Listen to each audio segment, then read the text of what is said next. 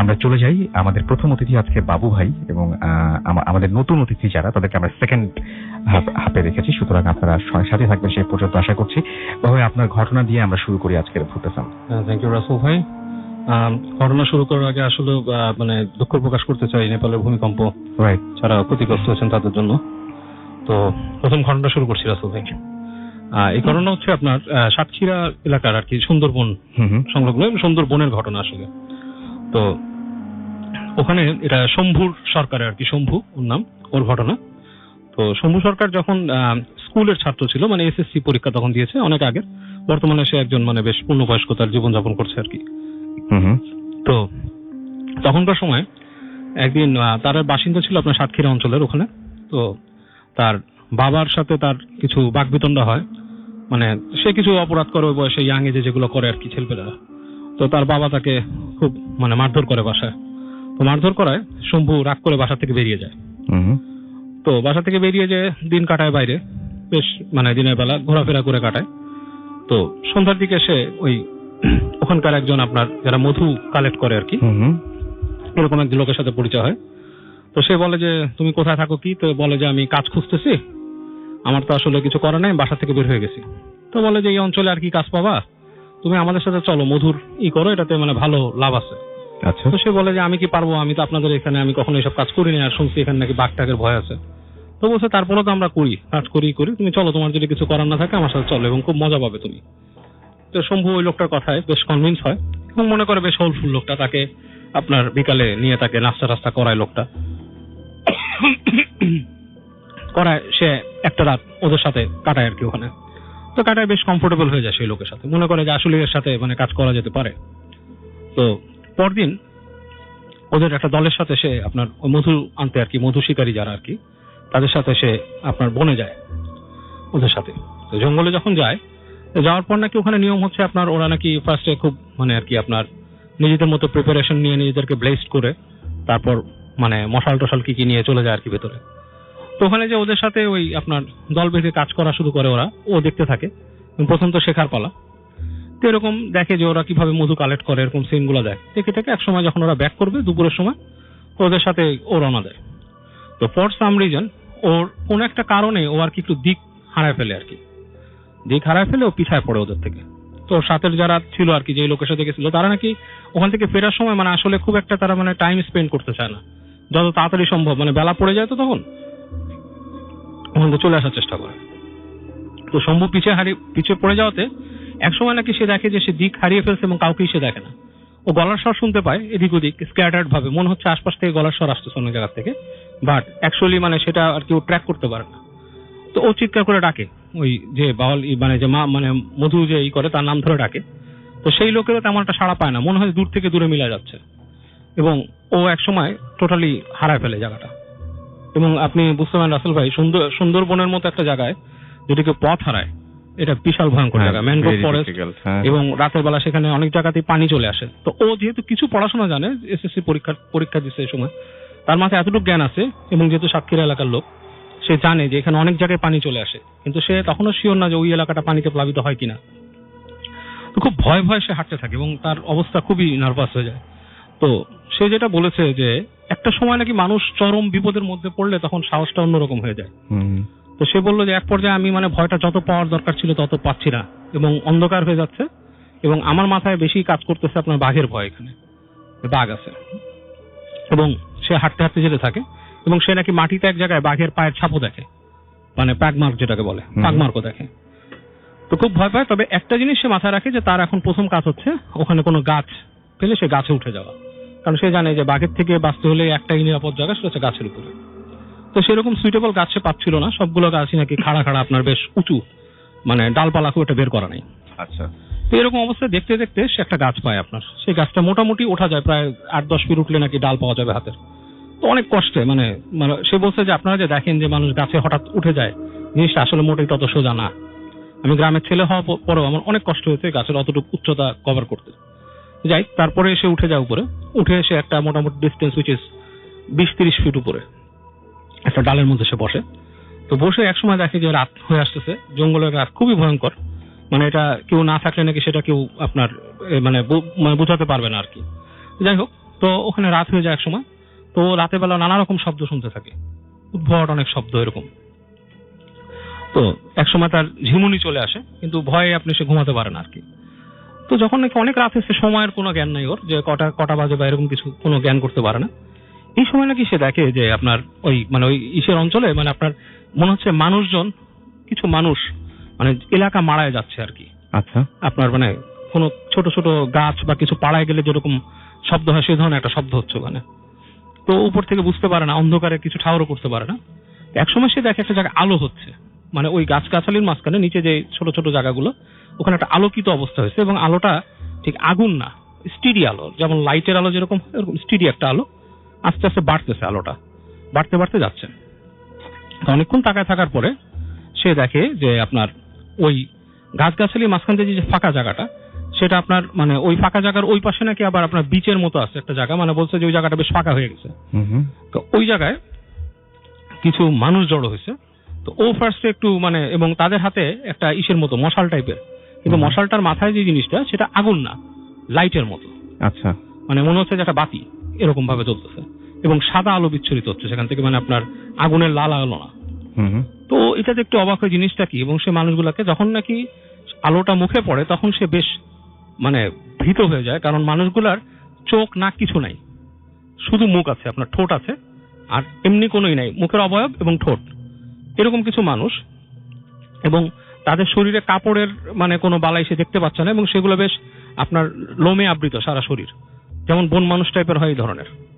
তো ও প্রচন্ড ভয়ে শম্ভু গাছের সাথে আপনার আটকায় থাকে, এবং নিচে নাড়িয়ে দেখে যেটা, যে তারা এক জায়গায় আপনার জড়ো হয়ে তারা আপনার উদ্ভট টাইপের আচরণ কিছু করে ওই লাইটটা জ্বালায়, which is kind of A ritual, এরকম কিছু একটা ওখানে দাঁড়ায় করে।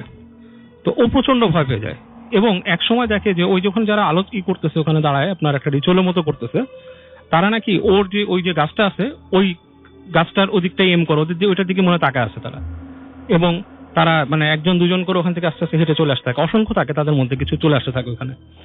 তো ওর গাছের ঠিক নিচে এসে নাকি দাঁড়ায়, এবং আলো সহ, এবং ওরা উপরের দিকে মনে হচ্ছে তাকিয়ে আছে, উপরের দিকে তাকাচ্ছে ওর দিকে। তো এই সময় নাকি সে জ্ঞান হারায় গাছ থেকে পড়ে যাচ্ছে, তার মনে আছে যে সে গাছ থেকে পড়ে যাচ্ছে, এবং পরবর্তী সময় তার যখন হুঁশ ফেরে, সেটা দিনের বেলা ভোরের দিকে, সে আপনার শুয়ে আছে একটা জায়গাটা হচ্ছে আপনার ঠিক ওই বিচের মতো আর কি, সমুদ্রের বিচের মতো, এটা নাকি মোহনা বা কিছু বলে ওখানে। তো যখন ঘুম থেকে উঠে তাকায়, দূরে দেখে যে জেলে পল্লী, ওই যে আপনার জেলেরা যেখানে মাছ টাছ ধরে এরকম একটা জায়গা, সেখানে সে পড়ে আছে, এবং আশ্চর্যের ব্যাপার, ও যেখানে শুয়ে আছে সেখানে অসংখ্য পায়ের ছাপ আছে, ওর ওই যেখানে পড়ে আছে তার থেকে ওই যে বন পর্যন্ত অসংখ্য পায়ের ছাপ আছে, এবং পায়ের ছাপগুলো যেটা বলছে যে একটু অস্বাভাবিক, নট নেসেসারি লাইক মানুষের পা যেরকম নরমাল সাইজের সেরকম না, বেশ লম্বা লম্বা পায়ের ছাপ। এবং ও যেটা বললো যে পায়ের ছাপটা দেখে আপনি বুঝতে পারবেন না যে পা দিয়ে কেউ আসছে গেছে, হয়তো বা উল্টা হেঁটে চলে গেছে ওদিকে, সামথিং লাইক দ্যাট। তো এটাই ছিল শম্ভু সরকারের ঘটনা। অনেক ধন্যবাদ বাবু ভাই আপনাকে আপনার ঘটনার জন্য, এবং আমাদের কাছে আরো বেশ কিছু ঘটনা আছে, এবং আজকে এই এপিসোডে একটা খুব স্পেশাল ঘটনা আছে যেটা আমাদেরকে পাঠিয়েছেন সরাসরি একজন ড্রাইভার, যিনি বহুদিন ধরে হাইওয়েতে গাড়ি চালান, এবং বিশেষ করে ট্রাক ড্রাইভার। তিনি নিজে ঘটনা পাঠিয়েছেন, সেই ঘটনাটা আমরা কিছুক্ষণের মধ্যেই শুনবো। তবে তার আগে আমি যেটা করতে চাই সেটা হচ্ছে যে আমার কাছে একটা ছোট্ট একটা ঘটনা রয়েছে, সেই ঘটনাটা আমি একটু পড়ে শোনাতে চাই আপনাদের সবাইকে। এবং এই ঘটনাটা যিনি পাঠিয়েছেন তিনি, তার কথা আমি কয়েকদিন আগেও ফেসবুকে আপনাদের সবাইকে জানিয়েছি, এবং তিনি একটা ছবির কথা বলেছিলেন, যে ছবিটা সম্পর্কে তার একটা অদ্ভুত ঘটনা এই ছবিটার সাথে তিনি তার সাথে জড়িয়ে রয়েছে। এবং আমি বলেছিলাম যে আপনারা যদি গুগলে গিয়ে ক্রাইং বেবি বলে সার্চ দেন তাহলে একটা পেইন্টিং দেখতে পাবেন, যে পেইন্টিংকে নিয়ে অনেক ধরনের কথা জড়িয়ে আছে এবং অনেক রহস্য জড়িয়ে আছে এই পেইন্টিংটির সাথে। এবং সেটা আপনারা যদি চান তাহলে আপনারা জানতেও পারেন গুগলে গিয়ে, এবং আপনি যে এখনই সার্চ দিয়ে দেখতে পারেন, বা আমাদের Facebook page www.facebook.com/bhutfm.russell BHWTFM.russell RUSSELL, এইখানে গিয়ে আপনি সরাসরি কিন্তু ওই পোস্টটা দেখে, সেই পোস্ট থেকে পুরো জিনিসটা, পুরো স্টেটাসের যে অংশটা আমি সার্চ দিতে বলেছি সেটা নিয়ে আপনি সার্চ দিয়ে দেখতে পারেন। এবং অনেকে ওখানে ছবিটাও পোস্ট করেছেন, সেই ছবিটা আপনি চাইলে দেখতে পারেন। তো এই ছবিটা নিয়ে যে রহস্য, আমি জানি যে এই ছবিটা অতি পরিচিত একটা ছবি, আপনাদের অনেকের বাড়িতেই হয়তো এই ছবিটা আছে। এই ছবিটা নিয়ে একটা ঘটনা আমি জানাই আপনাদের সবাইকে। লিখছেন যেভাবে সেভাবে বলছি। আসসালামু আলাইকুম রাসেল ভাই, আমি জানি আপনি ভালোই আছেন। আমি ভূত এফএম এর একজন নিয়মিত শ্রোতা, কিন্তু সঙ্গত কারণে আমি আমার নাম প্রকাশ করলাম না। আমি একটি ঘটনা পাঠালাম এবং ভূত এফএম এ এটি আমার প্রথম ঘটনা পাঠানো। আমার ঘটনাটি ভালো লাগলে পড়ে শোনাবেন, যদিও ঘটনাটি ভৌতিক নয় কিন্তু আশ্চর্যজনক এবং রহস্যময়। ঘটনাটি ঢাকা শহরের পল্টনে আমাদের বাসায় ঘটেছিল। ঘটনা শুরু আজ থেকে প্রায় 4 বছর আগে, অর্থাৎ 2011 সালে। আমাদের বাসার স্টোর রুম ঘাটাঘাটি করতে গিয়ে আমি ও আমার ভাই একটি পুরনো ছবি পাই। ছবিটা ছিল একটি ছোট ছেলের পোর্ট্রেট এবং ছবিতে ছেলেটির চেহারা খুবই বিষণ্ণ, তার গাল বেয়ে পানি পড়ছে। ছবিটি ছিল বেশ বড় এবং জীবন্ত। আমরা ভেবেছিলাম আগে আমাদের বাসায় যারা থাকতো তারা হয়তো ছবিটি ফেলে গিয়েছিল। যাই হোক, আমরা সেই ছবিটি নিয়ে এত গবেষণা না করে ছবিটিকে আবার স্টোর রুমে রেখে দিলাম। এর 1 বছর পর 2012 সালের মে মাসের একদিন গভীর রাতে আমাদের বাসায় একটি রুমে বৈদ্যুতিক গোলযোগের ফলে আগুন লেগে যায়। মহান আল্লাহ তাআলার রহমতে আমরা সবাই বেঁচে যাই, যদিও আগুনে সেই রুমের অনেক আসবাবপত্র পুড়ে যায়। আমরা আগুনের ক্ষতি আস্তে আস্তে পুষিয়ে ফেলি। এরও 1 বছর পরে আমার ভাই ইন্টারনেটে হঠাৎ করে সেই ছবিটি খুঁজে পায়, যেটি আমাদের স্টোর রুমে ছিল। ছবিটির ক্যাপশন ছিল দ্য ক্রাইং বয়, এবং ছবিটি সম্পর্কে আমরা জানতে পারি তা তুলে ধরলাম। 1985 সালের 4 সেপ্টেম্বর ইংল্যান্ডের দ্য সান পত্রিকায় একটি রিপোর্টে বলা হয় যে ইয়র্কশায়ারের একটি পোড়া বাড়ির ধ্বংসস্তূপ থেকে এক ফায়ার ফাইটার ক্রাইং বয়ের সম্পূর্ণ অক্ষত একটি ছবি পায়। এবং পরবর্তী 1 সপ্তাহে ইংল্যান্ডের নানা পত্রিকায় আরো অনেক পোড়া বাড়ির খবর ছাপা হয়। সেখান থেকে ক্রাইং বয়ের ছবিটি পাওয়া যায়। অনেকে বিশ্বাস করতে শুরু করলো যে এই ছবিটি যে স্থানে থাকে সেখানেই রহস্যজনকভাবে আগুন ধরে যায়। এজন্য সে বছরের নভেম্বর মাসে দ্য সান পত্রিকাটি একটি বনফায়ারের আয়োজন করে, যেখানে বিভিন্ন মানুষ যারা এই পোর্ট্রেটটি কিনেছিল তারা এই ছবিটি নিয়ে আসে এবং ছবিগুলোকে বনফায়ারের আগুনে পোড়ানো হয়। এরপর অনেক মানুষ এই ছবিটি নিয়ে গবেষণা করে। 1995 সালে একজন রিটায়ার্ড স্কুল টিচার দাবি করেন যে তিনি এর ইতিহাস জানতে পেরেছেন। ছবিটি আঁকেন স্প্যানিশ পোস্টকার্ড আর্টিস্ট ফ্র্যাঙ্কট সেভিল, যে মাদ্রিদে বাস করত। এবং 1969 সালে সে মাদ্রিদের একটি রাস্তায় একটি ছেলেকে দেখতে পায়। ছেলেটি খুবই বিমর্ষ ছিল, সে কারোর সাথে কথা বলতো না। সেভিল একজন ক্যাথলিক ধর্মযাজকের কাছ থেকে জানতে পারে যে ছেলেটির নাম ডন বনিলো এবং ছেলেটার সে ছোটবেলায় সে তার বাবা মাকে পুড়ে মারা যেতে দেখেছিল। এরপর থেকে সে গ্রামের বাড়িতে যে বাড়িতেই থাকতো সেই বাড়িতেই আগুন ধরে যেত। পরবর্তীতে গ্রামের লোকজন তাকে গ্রাম থেকে তাড়িয়ে দেয়। যাজক সেভিলকে ছেলেটিকে ত্যাগ করতে বলে, কিন্তু সেভিল তার কথায় কান দিল না। সে ছেলেটির বিমর্ষ ছবি আঁকে এবং এই ছবিটি এঁকেই সে রাতারাতি ধনী হয়ে যায়। কিন্তু একদিন শিল্পীর স্টুডিওতে আগুন ধরে যায় এবং সে ছেলেটির দোষ দিল। এরপর ছেলেটি কাঁদতে কাঁদতে পালিয়ে যায়, আর কেউ কখনো কোথাও তাকে দেখেনি। 1976 সালে বার্সেলোনায় একটি গাড়ি বিস্ফোরণের ঘটনা ঘটে এবং একটি দগ্ধ লাশ পাওয়া যায় যার পরিচয় জানা যায়নি, কিন্তু গ্লাভস কম্পার্টমেন্টে থাকা ড্রাইভিং লাইসেন্সের একটি অংশে 19 বছরের তরুণের নাম জানা যায়, ডন বনিলো। কিন্তু সেই কি ক্রাইং বয়ের মডেল কিনা তা জানা যায়নি। বর্ণনার শেষ অংশে উল্লেখ করা আছে যে ছবিটির অভিশাপ থেকে মুক্তি পেতে হলে ছবিটিকে পুড়িয়ে ফেলতে হবে। এই ঘটনা জানতে পেরে আমরা খুবই অবাক হলাম। তাহলে কি এই ছবিটির কারণেই আগুন লাগলো? উত্তরটা আজও অজানা। যাই হোক, পরবর্তীতে ছবিটিকে পুড়িয়ে ফেলা হয়, যার ফলে আমি ছবিটির ফটো তুলতে পারলাম না, তবে আমি একটি ডাউনলোড করা ছবি পাঠালাম। এরপর থেকে আমাদের বাসায় আর কোনো সমস্যা হয়নি। এই ছিল ঘটনা এবং এই ঘটনাটি পাঠিয়েছেন আমাদেরকে, আমি শুরুতেই বলেছিলাম, আচ্ছা নামটা বলেছেন নিয়মিত শ্রোতা তিনি এবং নাম প্রকাশ করলাম না তাই বলেছেন। Okay fine. সো এই হচ্ছে ঘটনা। আমরা আশা করছি যে আপনাদের অনেকের এই ঘটনাটা বেশ রহস্যময় মনে হয়েছে। অনেকে আমাদের SMS করছেন, আমাদেরকে দেখতে পাচ্ছি জুয়েল রানা SMS করেছেন লাইট অফ করে তিনি ভূত এফএম শুনছেন। আমাদেরকে এছাড়াও দেখতে পাচ্ছি খলিল SMS করেছেন ময়মনসিংহ থেকে, সেকেন্ড স্টোরিটা খুব ভালো লেগেছে তার কাছে। সুস্মিতা বণিক আমাদের SMS করেছেন, আমাদেরকে SMS করেছেন দেখতে পাচ্ছি কাজল মিরপুর ভাষান টেক থেকে। অরণ্য আমাদের SMS করেছেন গ্যান্ডারিয়া থেকে। এছাড়াও আমাদেরকে আনিকা SMS করেছেন মোহাম্মদপুর থেকে। লাবণ্য আমাদের ময়মনসিংহ থেকে SMS করেছেন। রবিউল, সবুজ, আলিম, রিপন, আশিক আমাদের SMS করেছেন সিরাজগঞ্জ থেকে। জিহান রাজশাহী থেকে আমাদের SMS করেছেন এবং আমাদেরকে SMS করেছেন দেখতে পাচ্ছি মিনহাজ। এছাড়াও আমাদেরকে SMS করেছেন SH ডালিম। মুকিত এবং শিমু নেত্রকোনা থেকে আমাদের এসএমএস করেছেন। সিদ্দিক খান আমাদের জুরাইন থেকে এসএমএস করেছেন। রিয়াজ সিলেট থেকে। শান্ত আমাদের এসএমএস করেছেন।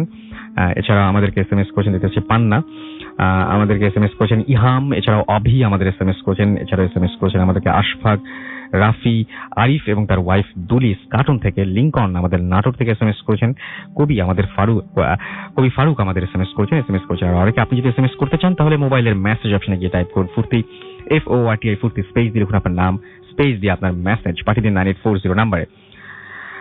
আরেকটা জিনিস সেটা হচ্ছে যে অবশ্যই আপনাদের জানিয়ে দিতে চাই, সেটা হচ্ছে যে গত সপ্তাহে আমরা যখন বলেছিলাম যে আপনারা বেশি করে ঘটনা পাঠান, আপনাদের সাড়া যেরকম পেয়েছি, আপনারা যে পরিমাণ রেসপন্স করেছেন, আমরা অভিভূত। সত্যি থ্যাংক ইউ ভেরি মাচ আপনারা যারা ঘটনা পাঠিয়েছেন এবং যারা এখনো ঘটনা পাঠানোর চিন্তা ভাবনা করছেন, আপনাকে অনেক ধন্যবাদ। আমরা অসংখ্য ঘটনা পেয়েছি আপনাদের কাছ থেকে। আরো ঘটনা চাই, ঘটনা পাঠাতে হলে চলে যান bhutfm@radiofurti.fm, which is BHTFM@radiofurti অর্থাৎ RADIOFORTI.FM। আপনার নাম, ঠিকানা এবং ফোন নাম্বার সহ আপনার জীবনে ঘটে যাওয়া সেরা ঘটনা পাঠিয়ে দিন আমাদের কাছে। চলে যান www.facebook.com/radio.furti, www.facebook.com/bhutfm.russell। যদি আমাদের ছবিটি আপনি দেখতে চান, যদি আমাদের আজকের যে পোস্টটা, সেই পোস্টে যদি কমেন্ট করতে চান, লাইক দিতে চান, তাহলে চলে যান এই দুটো পেজে। আমরা চলে যাচ্ছি একটা ছোট্ট বিরতির পরে আবারও ফিরে আসবো দারুণ দারুণ সব ঘটনা নিয়ে। সুতরাং আমাদের সাথে থাকুন। স্টে টিউনড, রেডিও ফুর্তি, এন্ড ডোন্ট স্টপ দ্য ফুর্তি। রেডিও ফুর্তি, দেশের সর্ববৃহৎ radio network 88.0 FM।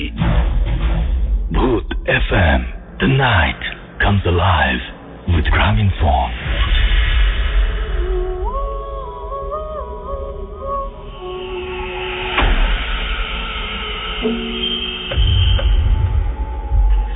Welcome back. ঘড়িতে সময় রাত 12:29 শুনছেন সবসময় রেডিও ফুর্তি 88.0 FM, বাংলাদেশের সর্ববৃহৎ রেডিও নেটওয়ার্ক। আমি রাস্তাল আছি, সাথে আমার সাথে রয়েছে মাসুম এবং আজকের অতিথিরা। আপনাদের সবাইকে স্বাগত জানাচ্ছি আরো একবার। এবং আমি দেখতে পাচ্ছি যে আমাদের ফেসবুকে অনেকে লিখেছেন যে ফার্স্ট স্টোরিটা অনেকের কাছে ভালো লেগেছে। আহসান হাবিব তার মধ্যে একজন। আহমেদ সুজন বাবু ভাইকে থ্যাঙ্কস জানিয়েছেন। এছাড়াও আমাদের দেখতে পাচ্ছি খুলনা থেকে আমাদের এসএমএস করেছে, এখানে কমেন্ট করেছেন দেখতে পাচ্ছি দিব্য। এছাড়া আমাদের এখানে দেখতে পাচ্ছি আমাদের এখানে আরো অনেকেই আছেন। জোস হচ্ছে লিখেছেন খন্দকার রাফি। এছাড়াও ভূত এফএম রক অ্যান্ড রোল লিখেছেন হাসান মোর্শেদ লিটন, গত সপ্তাহে তিনি অতিথি ছিলেন এখানে। সাজাদ হোসেন আমাদের লিখেছেন যে আচ্ছা ঘটনা কি, তারপর আর বুঝিনি। আচ্ছা ঘটনা কিভাবে পাঠাবো? ওকে, ঘটনা কিভাবে পাঠাবো? ঘটনা লিখে পাঠাবেন, মেইল করবেন ঘটনা। ফার্স্ট স্টোরি অসাম লিখেছেন আরো অনেকেই এটা। এবং দীপু ইসলাম আমাদের লিখেছেন লাভ ভূতাসাম। এছাড়াও দেখতে পাচ্ছি আমাদের কবির সাহালাম কবির লিখেছেন যে প্রথম স্টোরিটা তার কাছে ভালো লেগেছে।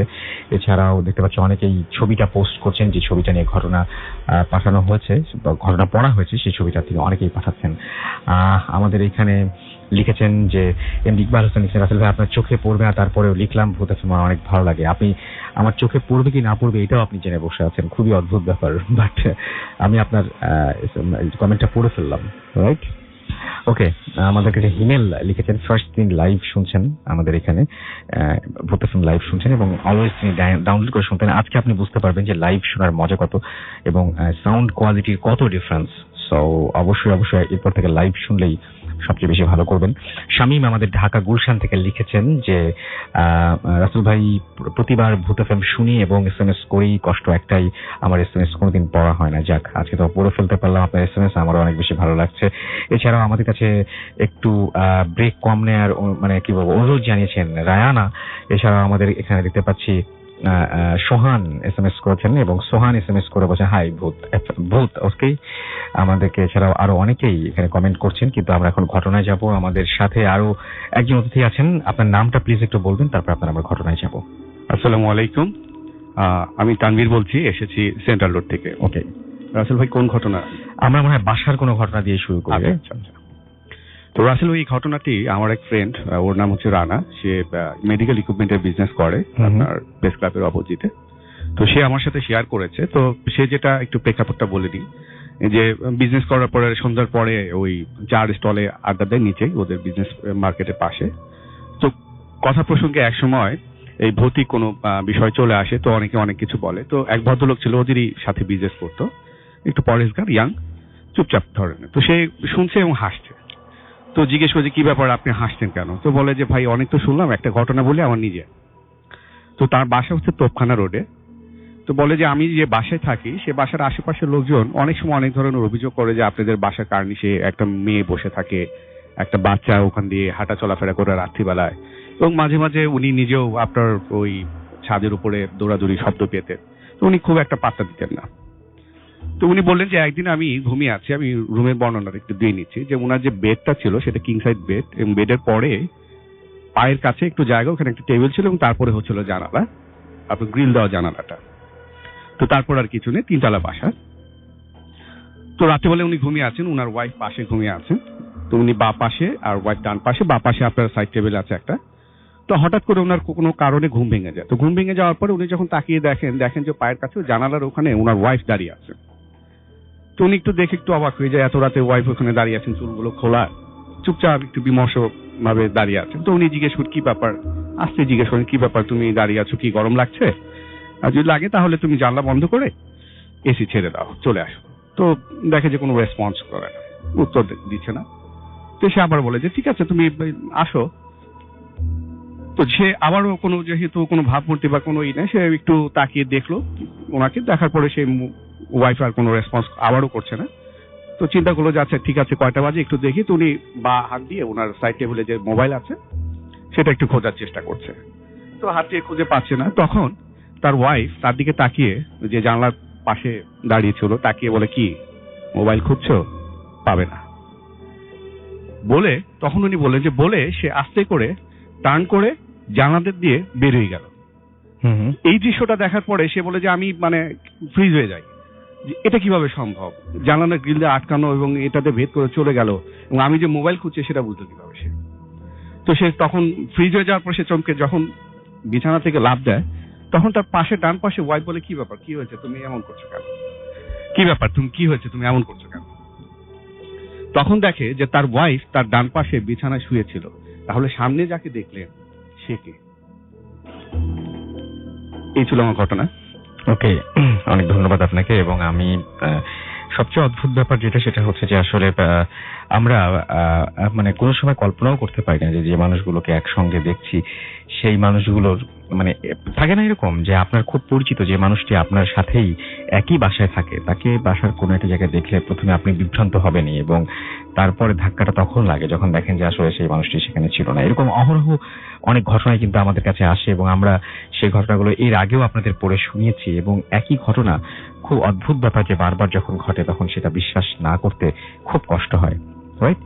সো সেরকমই একটা ঘটনা আমরা শুনলাম। এবং আসলেই এখন যারা ঘরে আছেন এই মুহূর্তে, তাদের একবার হলেও মনে হবে যে আপনার আপনার সাথে যিনি ঘরে আছেন এই মুহূর্তে, তাকে একবার হলেও আপনার সন্দেহ হবে যে আচ্ছা এরকম ইনি কি অরিজিনাল নাকি। ওকে, যাই হোক, আমরা কথা না বাড়িয়ে আমরা আবার আরেকটা ঘটনা যাই। আমাদের কাছে একটা ইমেল রয়েছে, সেই ইমেলটা আমি একটু পড়তে চাই। এটাও খুব চমৎকার একটা ইমেল। আমাদেরকে লিখছেন, হ্যালো রাসেল ভাইয়া, আশা করি ভালো আছেন। এবং দীর্ঘ 4 মাস যাবত আমি অনেকগুলো ঘটনাই পাঠিয়েছি, কিন্তু এখন পর্যন্ত একটি ঘটনাও গ্রহণযোগ্য হয়নি। আমার ঘটনার ত্রুটি সম্পর্কে একটু অবগত করলে ভালো হতো, তাহলে পরের বার থেকে অন্যরকম ঘটনা পাঠানোর চেষ্টা করতাম। ঘটনাটি যেদিন ঘটে সেদিন রাতের বেলায় আমাদের বাসায় অনেক মেহমান আসে, তাই রাতে ঘুমানোর জন্য আমাকে রুমে শিফট করতে হয়, এবং প্রতিদিন রাতেই আমি একটু দেরি করেই ঘুমাই, কিন্তু সেদিন কেন জানি একটু বেশি দেরি হয় ঘুমাতে যাওয়ার সময়। রাত 3টা বাজে আমি বিছানায় শুয়ে ঘুমানোর জন্য যাই, কিন্তু কিছুক্ষণ এপাশ ওপাশ করার পর সেদিনও আমার কেন জানি ঘুম আসছিল না। আমার কেন জানি একটা অস্বস্তি লাগছিল। আমি ভাবছিলাম হয়তোবা রুম পরিবর্তনের কারণে এমন লাগছে। এর কিছুক্ষণ পরেই আমি ঘুমিয়ে যাই এবং একটা স্বপ্ন দেখতে শুরু করি।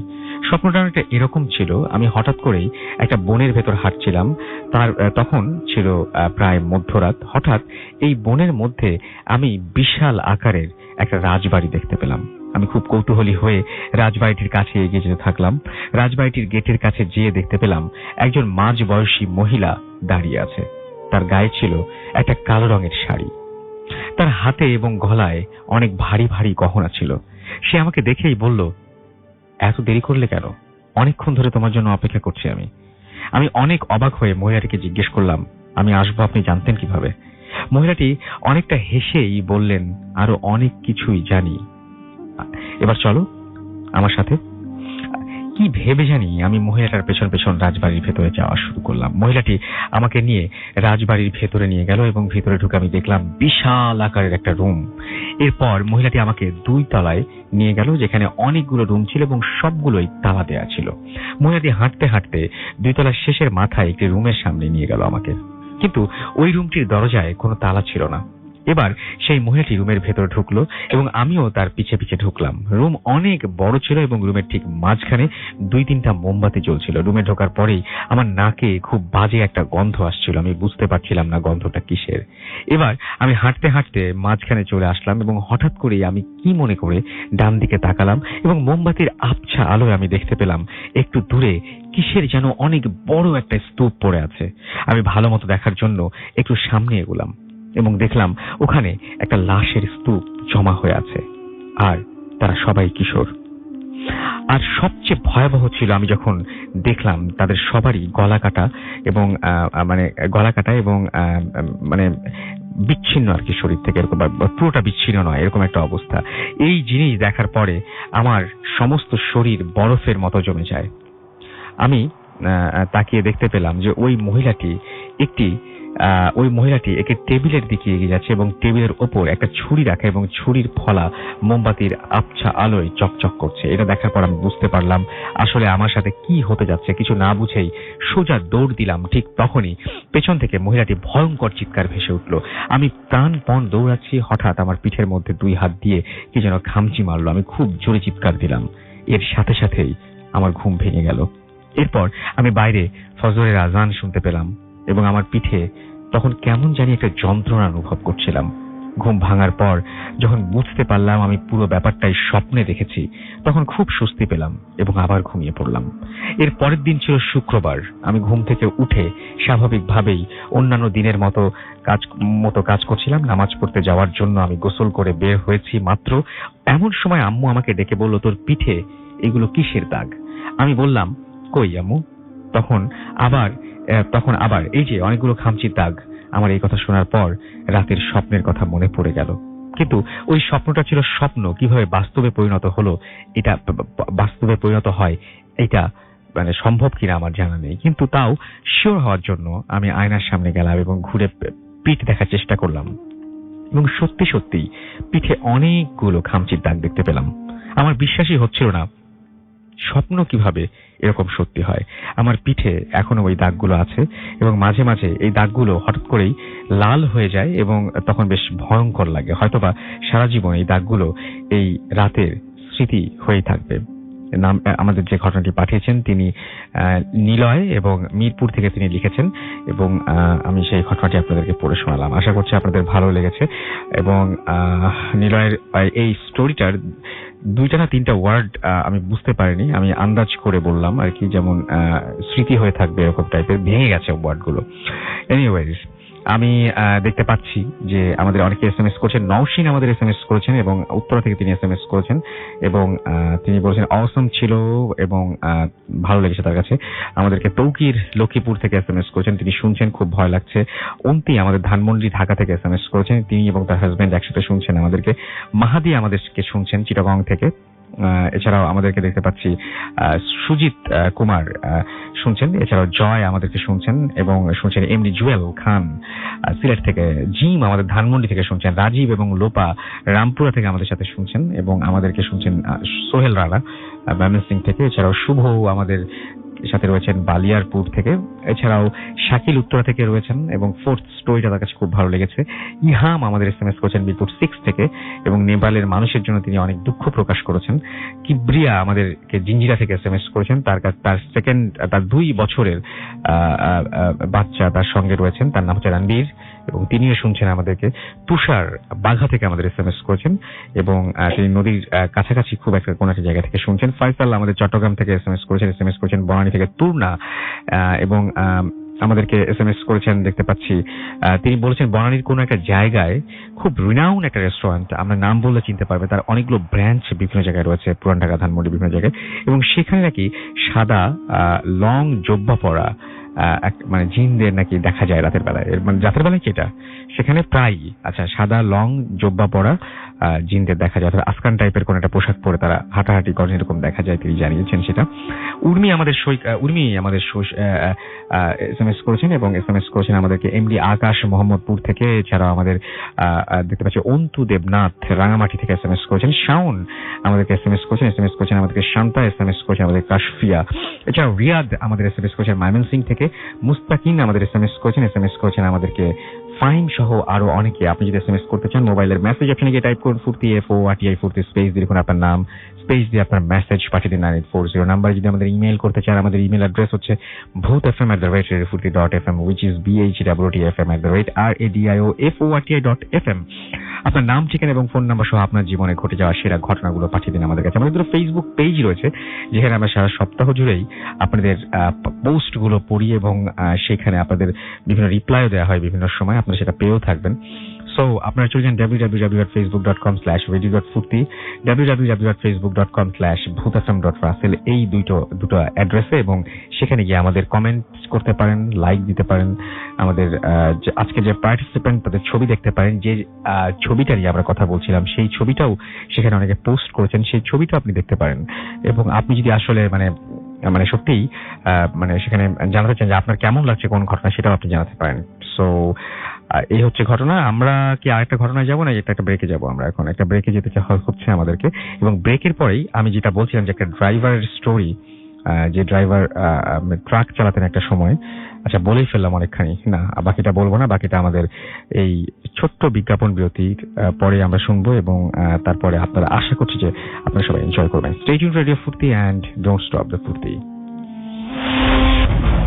Bhoot FM, the night comes alive with Graminphone.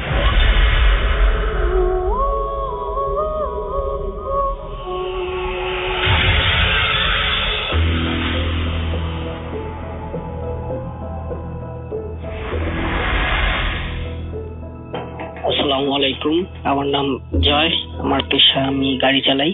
তো এখন আমি যে ঘটনাটা বলবো সেটা হচ্ছে আমার এই গাড়ি আর নিজেকে আর আমার হেল্পার নিয়ে ঘটে যাওয়া একটা ঘটনা। ফার্স্ট যখন আমি রাজশাহী থেকে আলু লোড দিছিলাম, তো আমি সেখান থেকে আলু লোড দিয়ে সরাসরি সিলেটে লোড দিছিলাম, সিলেটে চলে যাই।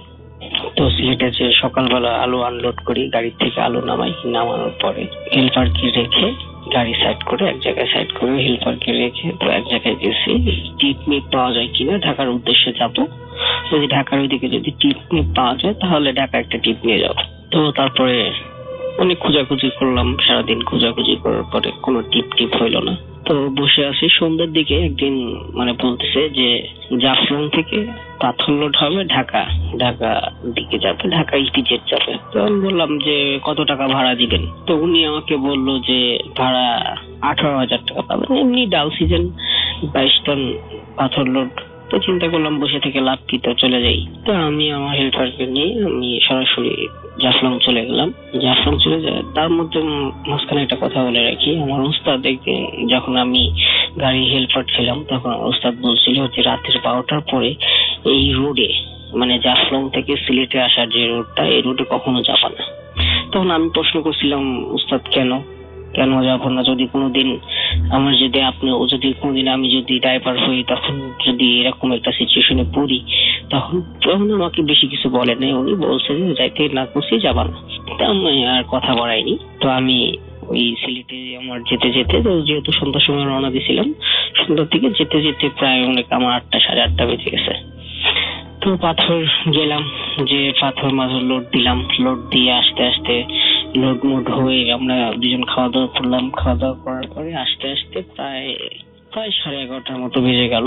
তো চিন্তা করলাম এখন এখানে বসে থেকে লাভ কি, তো চলে যাই। তো হেল্পারকে আমি বললাম কি, হেল্পার ছিল মুরব্বী, আমি হেল্পারকে বললাম কি যে গাড়ি চাকা মাকা সব দেখে নেন, তেল মেল সব, তেলের লাইন টাইন সুইচ বোর্ড সব দেখে নেন, তারপরে রওনা দিই। উনি বললো আচ্ছা ঠিক আছে। তো উনি সবকিছু চেক করে বললো কি যে হ্যাঁ ঠিক আছে। তো আমি আল্লাহর নাম নিয়ে স্টার্ট দিয়ে গাড়ি চালালাম। তখন কিন্তু বলে রাখি সময় 11:45 যখন আমরা গাড়ি ছাড়ি জাফলং থেকে, পাথর লোড দেওয়া। তো ভালো চালা আস্তে আস্তে তো জাফলং থেকে পার হয়ে সিলেটের রোডে আসার সময় অনেক একটা ফাঁকা স্পেস আছে, একটা নদী বিলের মতো। তো ওই জায়গায় আসার পরে তো আমার গাড়ি টপ গিয়ারে চলছে। তো টপ গিয়ারে চলতেও তারপরে 40-45 স্পিড, যেহেতু পাথর লোড বেশি জোরে টানা যাবে না, টায়ার বাঁচতে গেলে পরে সমস্যা। 40 গাড়ি স্পিড, হঠাৎ করে দেখি যে মানে অটোমেটিকলি গাড়ি স্লো হচ্ছে, খুব মানে এত স্লো হচ্ছে, মানে মিটারের স্পিড ব্রেকারের মিটারের কাটা দেখে অটোমেটিকলি নিচে নামতেছে। আমি পিক আপ ধরেই আছি। তো আমি বললাম চাচা ঘটনা কি? টপ গিয়ারে গাড়ি আছে, স্পিড কমে যাচ্ছে, বুঝলাম না। তো স্পিড কমে 10-এ, এখন আমার শুধু গিয়ার চেঞ্জ করতে হচ্ছে। একবার 2 নম্বরে দিয়ে গিয়ার চেঞ্জ করে করে ট্রাই করতেছি, উঠছে না। তো ভালো কথা, তো আমার এক পর্যায়ে বিরক্ত হয়ে আমি কাকারে বলছি, আপনি কি বলছিলাম তাহলে লাইন টাইন চেক করতে। আমার কিন্তু ওই যে উস্তাদ যে কথাটা বলছিল যে রাস্তায় 12টার পরে রাস্তায় যাবা না, তো আমার ওই কথাটা স্মরণ ছিল না। তো আমি পরে আমার যখন গাড়িতে ছিলাম তখন আমার এই কথাটা স্মরণ ছিল না। তো ভালো, তো আমি বললাম চাচার পথে এক হিসাবে একটু রেগে গেলাম যে আপনারা বলছি যে আপনি চেকমেক করে উঠেন, এখন তার লাইনের প্রবলেম হলে পরে এখন এটা ঠিক করবেন কিভাবে? আশেপাশে কোনো মেকার দোকান নেই, কিছু নেই। তো বলছি আচ্ছা ঠিক আছে। তো গাড়িটা ব্রেক করলাম, সাইড করে একটা মাইল স্পিড ব্রেকারের সামনে ব্রেক করলাম। ব্রেক করার পরে তো এখানে ব্রেক করার পরে বনার তুলে দেখলাম তেলের লাইন টাইন সব ঠিক আছে, তেল ট্যাঙ্কি ফুল। তো বুঝলাম না প্রবলেম কি। তো আমি আবার আমার ওই যেখানে গ্যারেজ গাড়ি যেখানে ওই বনপাড়া, সেখানে ফোন দিলাম। ফোন দিয়ে বললাম কি যে এরকম প্রবলেম হতেছে। না, এরকম তো প্রবলেম হওয়ার কথা নেই, হয়তো কোনো প্রবলেম হলে গাড়ি বন্ধ হয়ে যাবে, তো অটোমেটিকলি স্পিড কমে যাবে, এটা তো হয় না। আচ্ছা, আবার স্টার্ট দিলাম, গাড়ি স্টার্ট দিয়ে চালানোর পরে দেখতেছি কি আবার এখন ঠিক আছে, গাড়ি চলতেছে। আবার 1 কিলো যাওয়ার পরে থেকে অটোমেটিকলি স্পিডে মানে মাইল স্পিডে কাটা নেমে যাচ্ছে, গাড়ি স্লো হয়ে যাচ্ছে। বিভ্রান্তিকর ব্যাপার স্যাপার, বিভ্রান্তি পড়ে গেলাম। তখন আমি বললাম চাচা আসলে এটা সমস্যাটা বুঝতে পারতেছি না। তখন দেখলাম সামনে মানে গ্লাস দিয়ে দেখলাম যে অনেক বয়সী একটা লোক, প্রায় 60-70 তো হবে, এরকম বয়সী একটা লোক, মানে হাতে করে আপনার ওই আগে পোস্টম্যানটা যে ওই যে লাঠির ভিতরে যে লাঠি ব্যবহার করতো না, লাঠি ঘাড়ের ভিতর দিয়ে, লাঠির আগায় একটা লুঙ্গির মধ্যে মানে একটা টুকরা আর কি লুঙ্গির মধ্যে পেঁচানো। তো আমার মানে গাড়ি সিগন্যাল দিচ্ছে, তো আমি গাড়ি থামাইছি। ওখানে মানে স্পিড ব্রেকার আছে, তো ওইখানে গাড়ি থামাইছি, ওইখানে উনি দাঁড়ায় আছে। তো আমি বললাম কি যে পরে ওই চাচা ঘুরে আমার মানে আমি যে সাইডে বসে আছি ডান সাইডে, সেই সাইডে আসছে, এসে বলছে কি বাবা আমাকে একটু সামনে নামাই দিবা, আমি হাইটে যাইতে পারছি না, আমার প্রবলেম হচ্ছে, তুমি যদি একটু সামনে নামাই দাও তাহলে আমার উপকার হয়। তো আমি বললাম কি আচ্ছা ঠিক আছে চাচা উঠে। তো উনি গেট খুলে উঠছে। এর মধ্যে আমার হেল্পারের সাথে আমার কোনো কানেকশন নেই। হেল্পার দেখি সিটের মধ্যে ঘুমাচ্ছে, ওর সঙ্গে কোনো কানেকশন নেই। উনি উঠছে, ওঠার পরে এই ইঞ্জিন বনেটের উপরে বসে আছে। তো বসে থাকার পরে তো আমি চালাচ্ছি। তো চালানোর পরে দেখি কি যে এই আপনার স্পিড এখন মানে মোটামুটি ঠিক আছে, চলছে 30-35, 40-এ যেভাবে পিক আপ ধরে আছে 40-এ যাওয়ার কথা, সেটা 30-35 যাচ্ছে। তো ভালো চালাচ্ছি। হুট করে আমি মানে মাঝখানে চাচার দিকে একবার তাকাইছি, তাকানোর পরে যা দেখলাম আল্লাহ, দেখি চাচার ভিতর দিয়ে মানে চাচার শরীরের ভিতর দিয়ে আমার হেল্পারকে দেখা যাচ্ছে।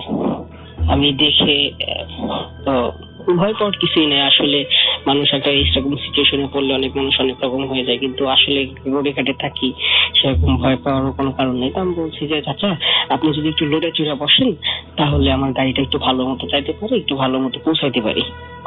তখন চাচা আমার অদ্ভুত একটা কথা বললো যে বাবা আমি তোমার গাড়িতে উঠছি দেখে তুমি এখন পর্যন্ত বেঁচে আছো, না তুমি এতক্ষণ বেঁচে থাকতে না।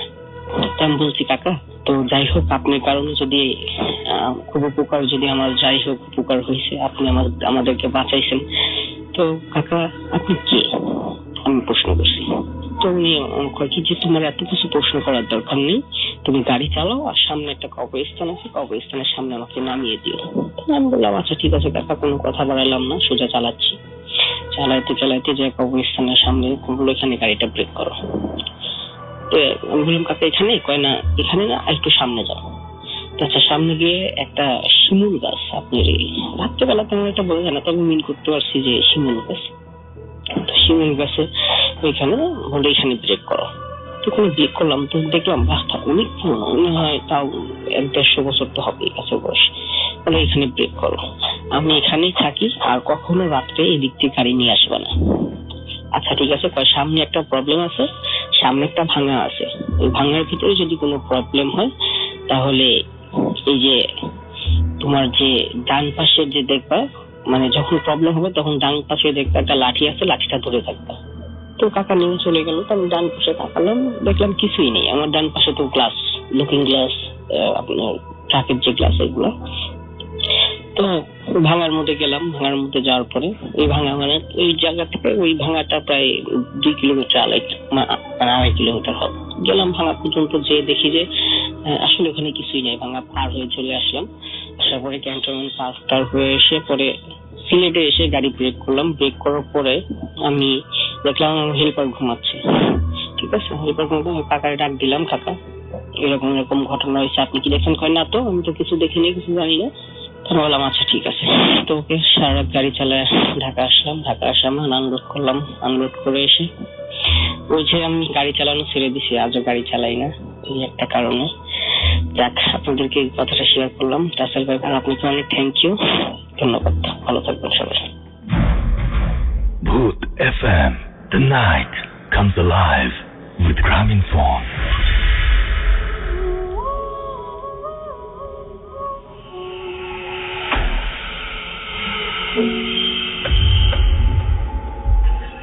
The night comes alive with Gramophone। শুনছেন সবসময় রেডিও ফুর্তি 88.0 FM। আমি রাসেল আছি সাথে, আমার সাথে রয়েছে মাসুম এবং আজকের অতিথিরা। আপনাদের সবাইকে আরো একবার স্বাগত জানাচ্ছি ভূত এফএম এ, এবং আমরা কথা না বাড়িয়ে সরাসরি চলে যাব পরবর্তী ঘটনায়। আমাদের সঙ্গে আরো একজন নতুন অতিথি জয়েন করেছেন আজকে, ফার্স্ট টাইম ভূত এফএম এ তিনি। আমরা শুনবো তার ঘটনা। আপনার নামটা একটু প্লিজ বলবেন এবং আপনি জানাবেন যে আপনি কোথা থেকে এসেছেন। থ্যাংক ইউ রাসেল ভাই, আমি মোহাম্মদ রিয়াদ, আরসি মিরপুর থেকে। ওকে, চলে যাই আপনার ঘটনায়। আচ্ছা, আমি যে ঘটনাটা শেয়ার করবো সে ঘটনা হলো আমাদের মিরপুরের 1 নম্বরে একটা গার্মেন্টসের ঘটনা। তার ঘটনাটা শুরু এপ্রিল মাসের 25 তারিখে। তো আমি সরাসরি ঘটনায় চলে যাই। তো ঘটনার শুরুটা এমন, একটা গার্মেন্টসের 5 তলা অনেক বড় একটা গার্মেন্টস মিরপুরের, আমি নামটা বলতে পারতেছি না সিক্রেট কারণে। আর ঘটনাটা শুরু হলো, সবাই কাজ করতেছিল ফ্লোরে। তো কাজ করা অবস্থায় হঠাৎ করে একটা মেয়েকে একটা থাপ্পড় মারা হয়। তো কে থাপ্পড় মারে কেউ দেখে না, অদৃশ্য, কিন্তু থাপ্পড় শব্দ আশেপাশে কয়েকজন শুনে, এবং কিছুক্ষণ পর মেয়েটার প্রচন্ড জ্বর হয়। তারপর মেয়েটাকে ছুটি দেওয়া হয়। সেদিন আর কোনো ঘটনা ঘটেনি। সেকেন্ডে সবাই আসে, অফিসে কাজ করে। ঠিক যখন 11টা বাজে, একটা মেয়েকে খুঁজে পাওয়া যাচ্ছিল না। তো খুঁজে পাওয়া যাচ্ছিল না, কোথাও পাওয়া যাচ্ছে না, সবাই খোঁজাখুঁজি করে, কোথাও পায়নি, এবং মেয়েটাকে আসতে দেখা গেছে। তো সেকেন্ড টাইম যখন বিকেল 5টা বাজে, ঠিক তাকে পাওয়া যায় ওয়াশরুমে, খুব অদ্ভুত চোখে, চোখ দুটো বড় বড় করে তাকিয়ে আছে। এবং একজন লোক দেখার পর সে সবাইকে বলে। তারপর তাকে গিয়ে দেখে যে সত্যি সত্যি চোখগুলো বড় বড় করে দাঁড়িয়ে আছে এবং কিচ্ছু বলে না। তাকে ডাক দেওয়া হয়, সে কোনো রেসপন্স করে না।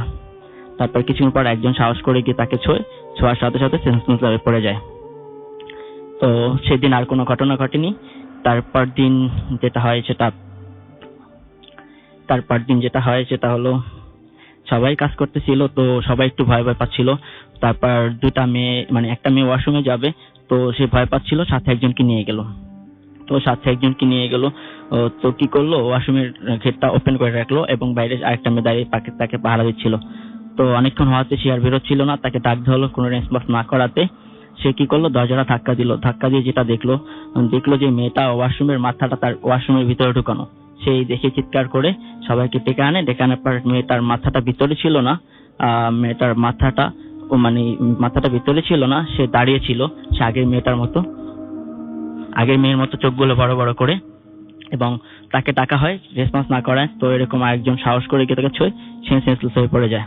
আচ্ছা, আপনার তো এরপরে তো হুজুরকে ডেকে নিয়ে আসা হচ্ছিল। হুজুর যখন এসেছিলেন আপনাদের ওইখানে, তখন তারপরে সেটা কি হলো সেখানে?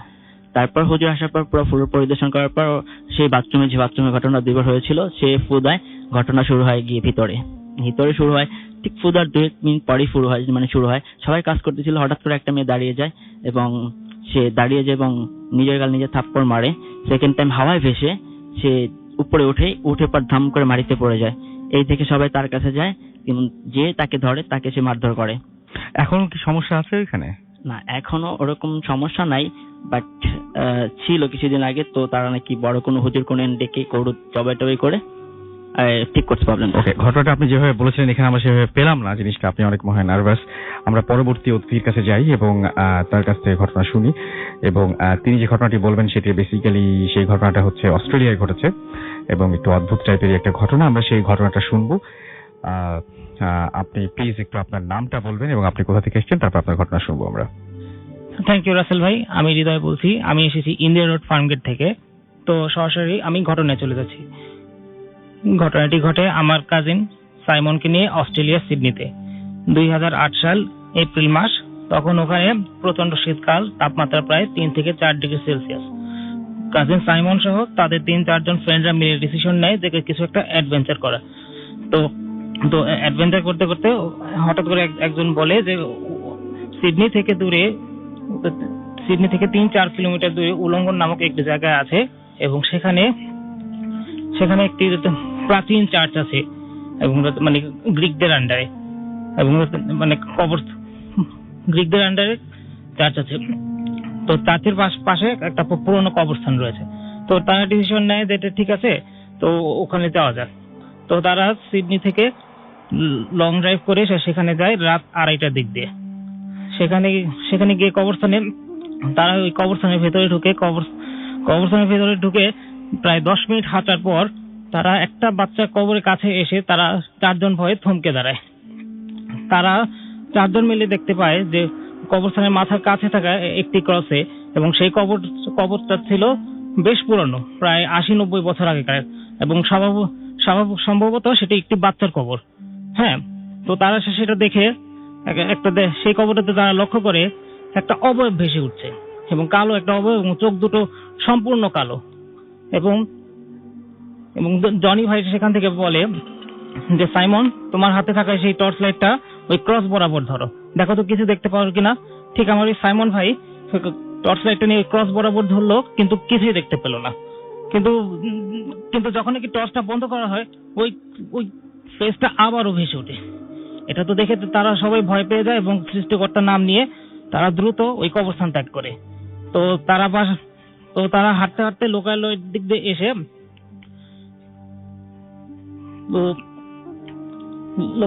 দিয়ে এসে পড়ে এবং কাছাকাছি একটা গেস্ট হাউস খুঁজে। গেস্ট হাউসে তারা রাত কাটানোর জন্য থাকে। পরের দিন সকালে ওই জনি ভাইয়ের প্রচন্ড জ্বর আসে। জনি ভাই এই ঘটনাটা শেয়ার করে তার এক কাছের এক বন্ধুকে, যিনি অস্ট্রেলিয়াতে থাকেন। তো তখন ওই বন্ধু সেই ঘটনাটা শুনে বলে, আজ থেকে প্রায় 80 থেকে 90 বছর আগে সেখানে এক বোর্ডিং স্কুল ছিল। সেই বোর্ডিং স্কুলের এক প্রিস্ট সেই বাচ্চা মেয়েটিকে শাস্তি দেওয়ার জন্য একটি রুমে আটকে রাখে। মেয়েটি ভয় পেয়ে সেই রুমে মারা যায় এবং মারা যাওয়ার আগে ওই প্রিস্টটিকে অভিশাপ দিয়ে বলেছিল যে তোর কোনো একটা ক্ষতি হবে। ঠিক মেয়েটাকে মারা যাওয়ার পর সেই কবরস্থানে তাকে দাফন করা হয়। দাফন করার ঠিক 3 দিন পরে তো সেই প্রিস্ট মারা যায়।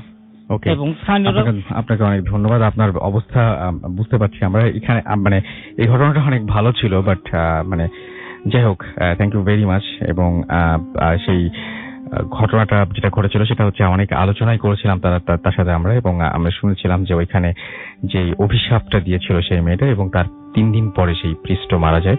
এবং তারপরে ওখানে অনেক ধরনের ঘটনা ঘটে, যে ঘটনা উনি বললেন, এবং এই ঘটনাটা এক্সপেরিয়েন্স করেছেন যারা, তারা তার পরিচিত তার কাজিন বলছিলেন অস্ট্রেলিয়ায় এই ঘটনাটি ঘটে।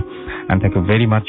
আমরা চলে যাব একটা ঘটনায়, যে ঘটনাটি আমাদের পাঠিয়েছেন আমাদের একজন লিসেনার। আমি সেই ঘটনাটি পড়ে শোনাচ্ছি। হ্যালো রাসেল ভাই, আমার নাম সাদ, আমি মিরপুর শেওড়াপাড়া থেকে বলছি।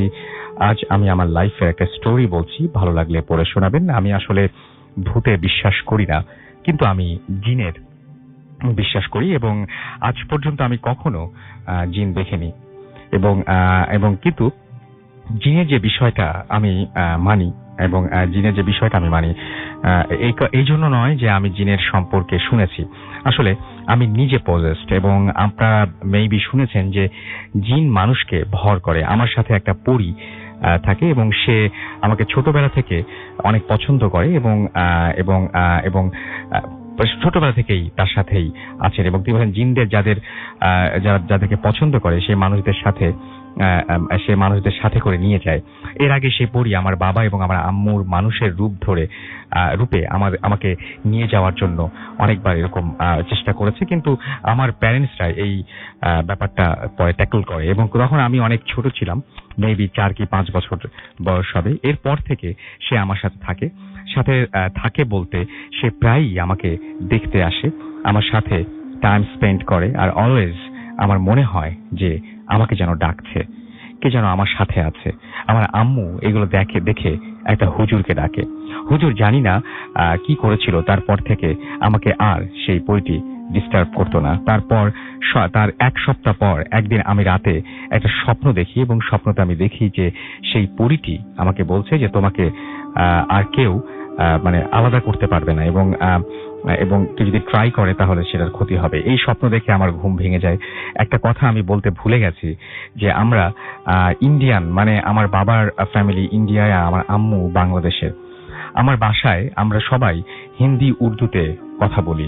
সেই জিন আমার সাথে উর্দুতে কথা বলতো এবং সেদিন সকালে আমি ঘুম থেকে উঠে খুব টেন্স ছিলাম। তখন আমি ছোট ছিলাম, তাই কি করব কিছু বুঝতে পারছিলাম না এবং কিছু না বুঝে আমি ওঠার কারণে আমি আমার আম্মুকে কথাটা শেয়ার করলাম এবং আম্মু সব কথা শুনলো আর হঠাৎ আম্মু হাসতে শুরু করলো। আমি অবাক হয়ে আম্মুর দিকে তাকিয়ে আম্মুকে বললাম, তুমি হাসছো কেন? আম্মু আমার রিপ্লাই দিল, আমি যা বলি তা করি, তোমার আম্মু আমাদের আলাদা করতে চেয়েছিল, তাই তোমার আম্মুকে আমি কোনো একটা কিছু করেছি। এটা বলে আম্মু রান্নাঘরে চলে গেল এবং আমি ওই টাইমে অনেক ভয় পেলাম। তারপর আমি যখন রান্নাঘরে গেলাম, গিয়ে দেখি আম্মু রান্নাঘরের ফ্লোরে পড়ে আছে এবং আম্মুর নাক, কান আর চোখ থেকে রক্ত পড়ছে। এটা দেখে আমি আব্বুকে ডাক দেই। আব্বু আসে এবং আম্মুকে হসপিটালে নিয়ে গেল। ডক্টররা বলল আমার আম্মু ইন্তেকাল করেছেন, কিন্তু ডেথের যে সেই রিজনটা ডাক্তাররা সেই সময় আমাদের বলেনি। আমি এখনো আমার আম্মুর ডেথের জন্য আমি নিজেকে ব্লেম করি। এখন আমার সাথে সেই পরিটা এখনো আছে এবং এখন আমি 22 বছর আমার বয়স। এই পরিটি আমার লাইফে অনেক ঘটনা ঘটেছে এই পরিটির সাথে এবং আমার লাইফে অনেক ক্ষতি হয়েছে এবং আমি জানি না যে এটা সাথে করে আমার কোনো ক্ষতি হবে, মানে আমার আরো কোনো ক্ষতি হবে কিনা, এবং শেয়ার করাটাতে এই ঘটনা যে আমি শেয়ার করলাম এটা আমার কোনো ক্ষতি হবে কিনা, তবু আমি শেয়ার করলাম। আমার কাছে আমার নিজের আরো অনেক ঘটনা আছে, কিন্তু সেগুলো আমি আস্তে আস্তে পরে বলবো। আমি আমার ঘটনাটার সাথে করে আমার ঘটনাটা শেয়ার করতে চাই না, কিন্তু আমার বেস্ট ফ্রেন্ড আমাকে বলছিল যে সবাইকে জানাতে, তাই আমি এই ঘটনাটি শেয়ার করলাম। আমি এই কথা এবং আমি সবাইকে আচ্ছা কি কারণ সবাই আমার কথা ট্রাস্টই করে না, এইজন্য আমি সেজন্য তিনি শেয়ার করতে চান, এটা তিনি বুঝতে চাচ্ছেন এবং ভালো লাগলে পড়ে শোনাবেন। আমার একটা রিকোয়েস্ট, সেটা হলো আমার আম্মুর জন্য সবাই প্লিজ দোয়া করবেন। খুবই অন্যরকম একটা স্টোরি, যে ধরনের স্টোরি আসলে সহজে পাওয়া যায় না এবং একটু অন্য টাইপের, কিছুটা কষ্টের, কিছুটা দুঃখের, এবং যিনি ঘটনাটি পাঠিয়েছেন তার ঘটনাটি শুনে আমি অবাক হয়ে গিয়েছিলাম। আমি ম্যাক্সিমাম যে কোনো ঘটনা আমার যদি একটু বিশ্বাস করতে কষ্ট হয়, আমি সঙ্গে সঙ্গে আবার ইমেল করে বলি যে আচ্ছা সত্যি করে বলেন তো এই ঘটনাটা সত্যি কিনা, কতটুকু বিশ্বাস করা যায় বা এর কোনো প্রমাণ আছে কিনা আপনার কাছে। কয়েকবার কনফার্ম হওয়ার পরে আমরা অনেক ঘটনা প্রচার করি। অনেক ঘটনা আবার প্রচার করতে পারি না যদি কোনো রিপ্লাই না আসে। তো একজন এই ঘটনাটা আমি পড়ে শোনালাম এই জন্যই, যিনি লিখছেন তিনি কিন্তু তার মাকে নিয়ে লিখছেন এবং কি অদ্ভুত একটা ঘটনা। আমি জানি না যে এটা কোনো ধরনের অন্য কোনো অ্যাক্সিডেন্ট ছিল কিনা, তার মা হয়তো এমনিতেও হার্ট অ্যাটাক করে মারা যেতে পারেন বা যে কোনো কিছু, বাট তিনি কিন্তু আগ মুহূর্তে খবর পেয়েছিলেন। পুরো ব্যাপারটাই যদি তার মনের ভেতরেই ঘটে থাকে, তাহলে এই ঘটনাটা তিনি আগে ভাগে কিভাবে জানলেন? এটা খুবই অদ্ভুত একটা ঘটনা। আমি কিছু SMS পড়বো। নাজিরা আমাদের SMS করেছেন, নাজিরা নাইজা, এবং তার কাছে 6টা স্টোরি আছে, বাট তিনি টাইম পাচ্ছেন না। আপনি প্লিজ আবার দেরি না করে আপনি এই ঘটনা শোনার পরে অন্তত ছোট করে হলেও আমাদের কিছু ঘটনা পাঠিয়ে দিন, বা একটি ঘটনা অন্তত পাঠিয়ে দিন যে ঘটনাটি আপনার 6টি ঘটনার মধ্যে সেরা মনে হয়। আমাদের অ্যাড্রেসটি হচ্ছে bhootfm@valuefurti.fm। সিনথিয়া আমাদের SMS করেছেন মানিকগঞ্জ থেকে, অনেক ভালো লাগছে, এটা তার ফার্স্ট SMS এবং আপনাকে অনেক ধন্যবাদ আমাদের সাথে থাকার জন্য। হানিফা আমাদের SMS করেছেন, অসম হচ্ছে, আমাদেরকে অন্তু দেবনাথ রাঙামাটি থেকে SMS করেছেন। নাভিদ আমাদের SMS করেছেন, এছাড়াও SMS করেছেন আমাদের কাছে শামীম এবং নেপাল নয়ন, আমরা তার লাইট অফ করে সবাই শুনছেন সিলেট থেকে। আমাদেরকে রাতুল SMS করেছেন এবং লামিয়া, রাতুল এবং লামিয়া ময়মনসিংহ থেকে, রিয়া ময়মনসিংহ থেকে আমাদের SMS করেছেন, তসবির আমাদের SMS করেছেন আমাদেরকে অজানা সেই দীপ্ত সিলেট থেকে, আমাদেরকে এছাড়াও জামিল সিলেট থেকে SMS করেছেন, নাইস স্টোরিজ লিখেছেন বনানী থেকে, আমাদেরকে সৃজানি SMS করেছেন এবং রাত যত বাড়ছে ভূত FM তত জমছে তাই লিখেছেন তিনি। তিমাথ পুলিশ লাইন থেকে আমাদের SMS করেছেন, মোস্তাক সিরাজগঞ্জ থেকে আমাদের SMS করেছেন, তার সাথে রয়েছেন তার ছোট্ট বেবি মাহিশা এবং তার ওয়াইফ তাবাসসুম।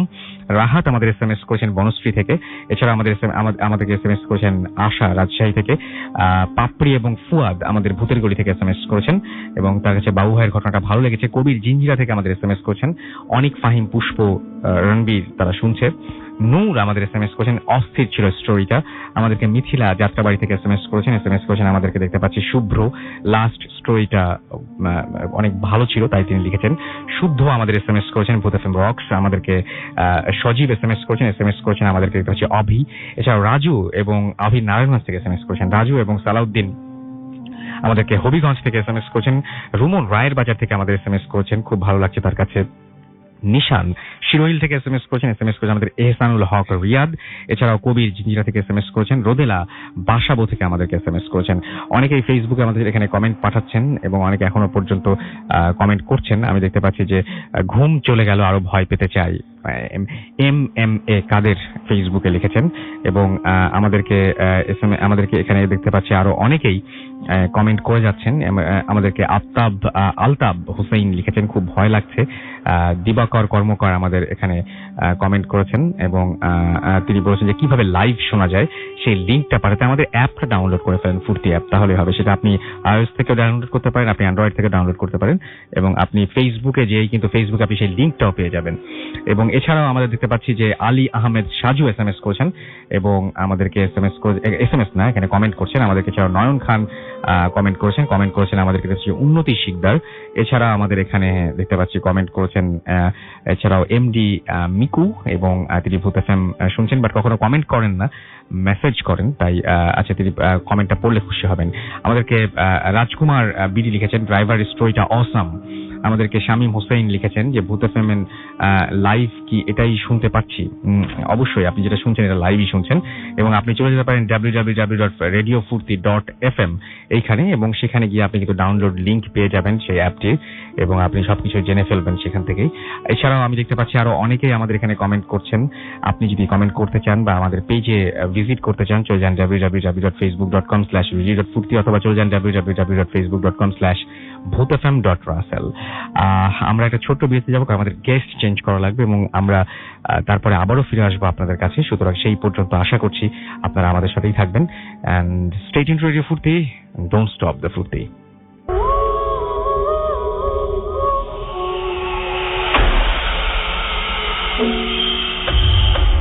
ওয়েলকাম ব্যাক, শুনছেন সবসময় রেডিও ফুর্তি 88.2 FM, বাংলাদেশের সর্ববৃহৎ রেডিও নেটওয়ার্ক। আমি রাসেল আছির সাথে, আমার সাথে হচ্ছে মাসুম এবং আজকের অতিথিরা। কথা না বাড়িয়ে আমরা সরাসরি চলে যাচ্ছি আবার বাবু ভাইয়ের কাছে। তার প্রথম ঘটনাটা আপনারা অনেক পছন্দ করেছেন, সেকেন্ড যে ঘটনাটা আর একটা স্পেশাল ঘটনা শুনবো তার কাছ থেকে। শুনি বাবু ভাই সেকেন্ড যে ঘটনা। থ্যাংক ইউ রাসেল ভাই। এই কাহিনীটা হচ্ছে শুভ্রর কাহিনী। ও নিউ ইয়র্কে থাকে, তো বাংলাদেশে আসে প্রতি 2-1 বছর পর পর। তো ও এই ঘটনাটা আমাকে বলেছে। তো একটা সময় আজ থেকে প্রায় 5-7 বছর আগে বাংলাদেশে আসে বেড়াতে। তো তখন যেহেতু ওর ফ্যামিলির কেউ থাকে না, ওর এক দুঃসম্পর্কের আত্মীয়র বাসায় ওঠার কথা এবং সেটা হচ্ছে আপনার মিরপুরেরই কোন একটা জায়গায়, আমি এক্সাক্ট জায়গাটার নাম বলবো না। আচ্ছা। তো সেখানে নতুন আপনার কিছু ফ্ল্যাট, রেসিডেন্সিয়াল অ্যাপার্টমেন্ট হয়েছে, বেশ অর্গানাইজড একটা এলাকা। ওকে। তো ওকে ঠিকানা দিয়ে দেয়। তো ও ফার্স্টে যখন আসে এসে হোটেলে উঠে কয়েকদিন, তারপরে ও একদিন সন্ধ্যার সময় ওখানে রওনা দেয় ওই বাড়িতে। ওখানে এসে 5-7 দিন কাটাবে, তারপর চলে যাবে। তো ও যখন যায় হাতে সাথে আপনার তার একটা স্যারল ব্যাগ আর কি, শুধু এটা নিয়ে ও রওনা দেয়। মিরপুরে যখন পৌঁছায় তখন রাত 8টার মতো বাজে ওই এলাকায় এবং জায়গাটা বেশ নিরিবিলি, বেশ আপনার রেসিডেন্সিয়াল এলাকার মতো আর কি একটা জায়গা। তো যে ওখান থেকে আপনার সেই সিএনজি যেটা করে গিয়েছিল সে ছেড়ে দেয়, ছেড়ে হেঁটে হেঁটে হেঁটে অ্যাড্রেস মতো যায়, যে বাসার নিচে যেই থাকে দারোয়ান থাকে, তাকে বলে যে আমি বাসা আসছি 1 নম্বর ফ্লোরে। তো দারোয়ান কোনো কথা না বলে তাকে বলে চান, সে উঠে যায় আর কি। তোর কাছে কি লাগে যে আমি যখন বললাম দারোয়ানকে যে আমি অমুক ফ্ল্যাটে যাবো, সে কোনো কল করলো না, কোনো আপনার ওই যে কি বলে এটাকে ইন্টারকম চাপ দিল না, আমাকে শুধু বললো যান। ওর নিজের কাছে আশ্চর্য লাগে। সো লিফটে আপনার নাম্বার চাপ দেয় যে ফ্লোরে যাওয়ার কথা। তো লিফট আসে, যথারীতি সেখানে চলে যায়, ওঠার পরে আপনার হেঁটে যায়, নামে লিফটে, ওই ফ্লোরে নেমে আপনার ওই যেই ফ্ল্যাট নাম্বার তাকে বলা হয় সেখানে যে নক করে। তো নক করার পরে দেখা যাচ্ছে আপনার ওই ফ্ল্যাটে দরজা খুলে দেয় একজন। তো ওই ফ্লোরে এসে ঢুকে ওখানে আপনার বসে, সোফায় বসে থাকে। বসার পরে অনেকক্ষণ সময় চলে যায়, যে যাকে বসেছে যে কাজের মেয়েটা তাকে আর দেখছে না সে। তো অনেকক্ষণ বসে থাকার পর সে খুব নার্ভাস হয়ে যায় যে কি ব্যাপার, আমি মানে এখানে বসে আছি, মানে হাউ ইজ ইট পসিবল, কেউ আসে না। ও ডাকে হ্যালো হ্যালো বলে, তারপর ও মোবাইল ফোনে ফোন করে যে নাম্বার থেকে এসে ওখানে। তো এই ফোনটা ওর আগেই করা উচিত ছিল, কিন্তু তখনও করে না, এসে এই ফার্স্টে ফোন করে। ওর আসলে বাসা আসার আগে করা উচিত ছিল। তো কল করার পরে যাকে ফোন করছে সে অ্যান্সার করে বলতেছে যে ভাগিনা তুমি কি চলে আসছো? আমি চলে আসছি মানে আমি আপনার ফ্লোরে বসা, কি মাথা খারাপ? আমি তো বাইরে, তোমার মামিও বাসা নেই, তুমি ফ্লোরের মধ্যে কিভাবে বসে আছো? তো বলে যে না আমি তো আপনার এখানে বসে আছি, আমাকে গেট খুলে দিতে কাজের মেয়ে। তো লোকটা বলে দাঁড়াও তুমি আসতেছি, ফোন কেটে দেয়। ও তো পুরো হতবিহ্বল হয়ে যায়, এই ঘটনা কি? সে মানে একদমই পুরো অবাক হয়ে যায় এবং উঠে দেখে আসলেই সে যেখানে বসে আছে তার আপনার ডাইনিং স্পেসে সব অন্ধকার, কেউ নেই, এবং ও যেখানে বসে আছে সেখানে হালকা একটা আলো জ্বলতেছে, মানে আপনার এই যে সাইড ল্যাম্পের আলো। আচ্ছা। তো বেশ আপনার ভয় পেয়ে চিন্তা করে কি করবে, বের হয়ে যাবে কিনা। এই সময় দেখে গেটে খটখট শব্দ হচ্ছে, গেট খুলে ওই লোকটা ঢোকে, পরিচিত যে ঢুকে বলে যে, মানে ওর প্রথম কথাই হচ্ছে যে তুমি এখানে কিভাবে ঢুকছো? বলে আমাকে দরজা নক করছে, খুলে দিছে, ভিতরে ঢুকছে, ঢোকার পর কাজের মেয়ে এখানে বসা দিয়ে গেছে। বলে কাজের মেয়ে তো আমাদের বাসা নাই, আমার বাসা কোনো কাজের মেয়ে নাই। তো ও মানে খুবই অবাক, এবং লোকটাও খুব অবাক। বলে তুমি কি এমনি গেট খুলে ঢুকছো কিনা, তুমি একটু চিন্তা করে দেখো। গেট খুলে ঢোকার করা না, এখানে বোল্ট লক মারা, এটা ভিতর দিয়ে মশলায় খোলা যায়, বাট বাইরে দিয়ে ঢুকতে চাবি লাগে। যাক, খুবই একটা আশ্চর্য কাহিনী।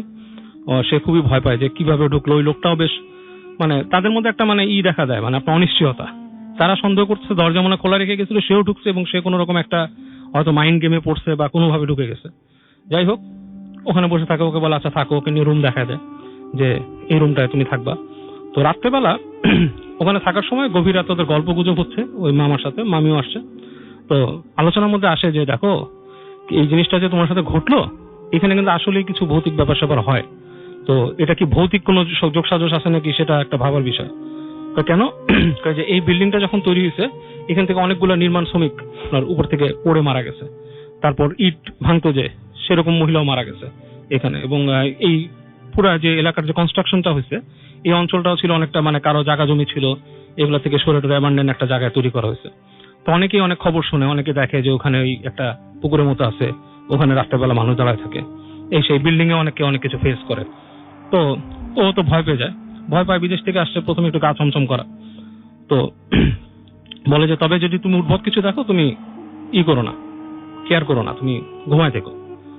কারণ তখনও উপলব্ধি করে নিশ্চয়ই এখানে উদ্ভট কিছু আছে, নাহলে কেন সে এরকম আপনার এইরকম একটা বড় ঘটনার মধ্যে দিয়ে যাবে। তো ওখানে কি করবে, ঘুমায় যায় আর কি। তো রাতের বেলা এরপরে সেকেন্ড দিন বা থার্ড দিন, যে কোনো একদিন আর কি, ফলোইং ডে তো ঘুমায় আছে। তো ও ফিল করে দেখে যে ওই ডাইনিং স্পেসের পাশ দিয়ে মানে মনে হচ্ছে কেউ চলাফেরা করতেছে, মানে কেউ মুভমেন্ট করতেছে ওখানে। তো মানে চিন্তা করে রাত জাগতেই পারে মানুষ, ইটস পসিবল, হয়তো ওখানে আলোচনা করে। তারপর দেখে যে জোরে কথাবার্তা বলতেছে এসে। তো পরের দিন সকালবেলা জিজ্ঞেস করে আর কি যে মামা বাসায় কি আরো কেউ আছে? আপনাদের দুজন ছাড়া তো কারোর সাথে পরিচয় হলো না। বলে না, আমাদের কেউ নাই। বলে আমি আমার রুমের বাইরেই ঠিক যে ডাইনিং স্পেসটা, ওখানে শব্দ পাই রাতের বেলা, মনে হচ্ছে কথাবার্তা বলতেছে, বেশ আলোচনা হচ্ছে বা জোরে জোরে কথা বাকবিতণ্ডা করতেছে। মানে আমাদের বাসায় কেউ নাই, আমি আর তোমার মামি রাত 11টার মধ্যে ঘুমায় যাই, মানে আমার সকালে অফিস থাকে। এবং ও তখন একটু ভয় পায় যে এরকম, তখন বলে যে আমি শব্দ পাই। তো ওই লোকটা বলে যে তোমাকে বলছি যে তুমি এসব নিয়ে টেনশন করো না, তুমি তোমার মতো থাকো। তো এরপরও যখন শুয়ে থাকে, একদিন দেখে যে ওর বাসার যে ওই রুমের সাথে যে বারান্দাটা ছিল, ওই বারান্দাটা রাতের বেলাও হঠাৎ করে ঘুম ভেঙে যায়, দেখে যে বারান্দাটার দরজাটা খোলা, বাতাসে বাড়ি খাচ্ছে, হালকা টাক টাক করে দরজাটা বাড়ি খাচ্ছে।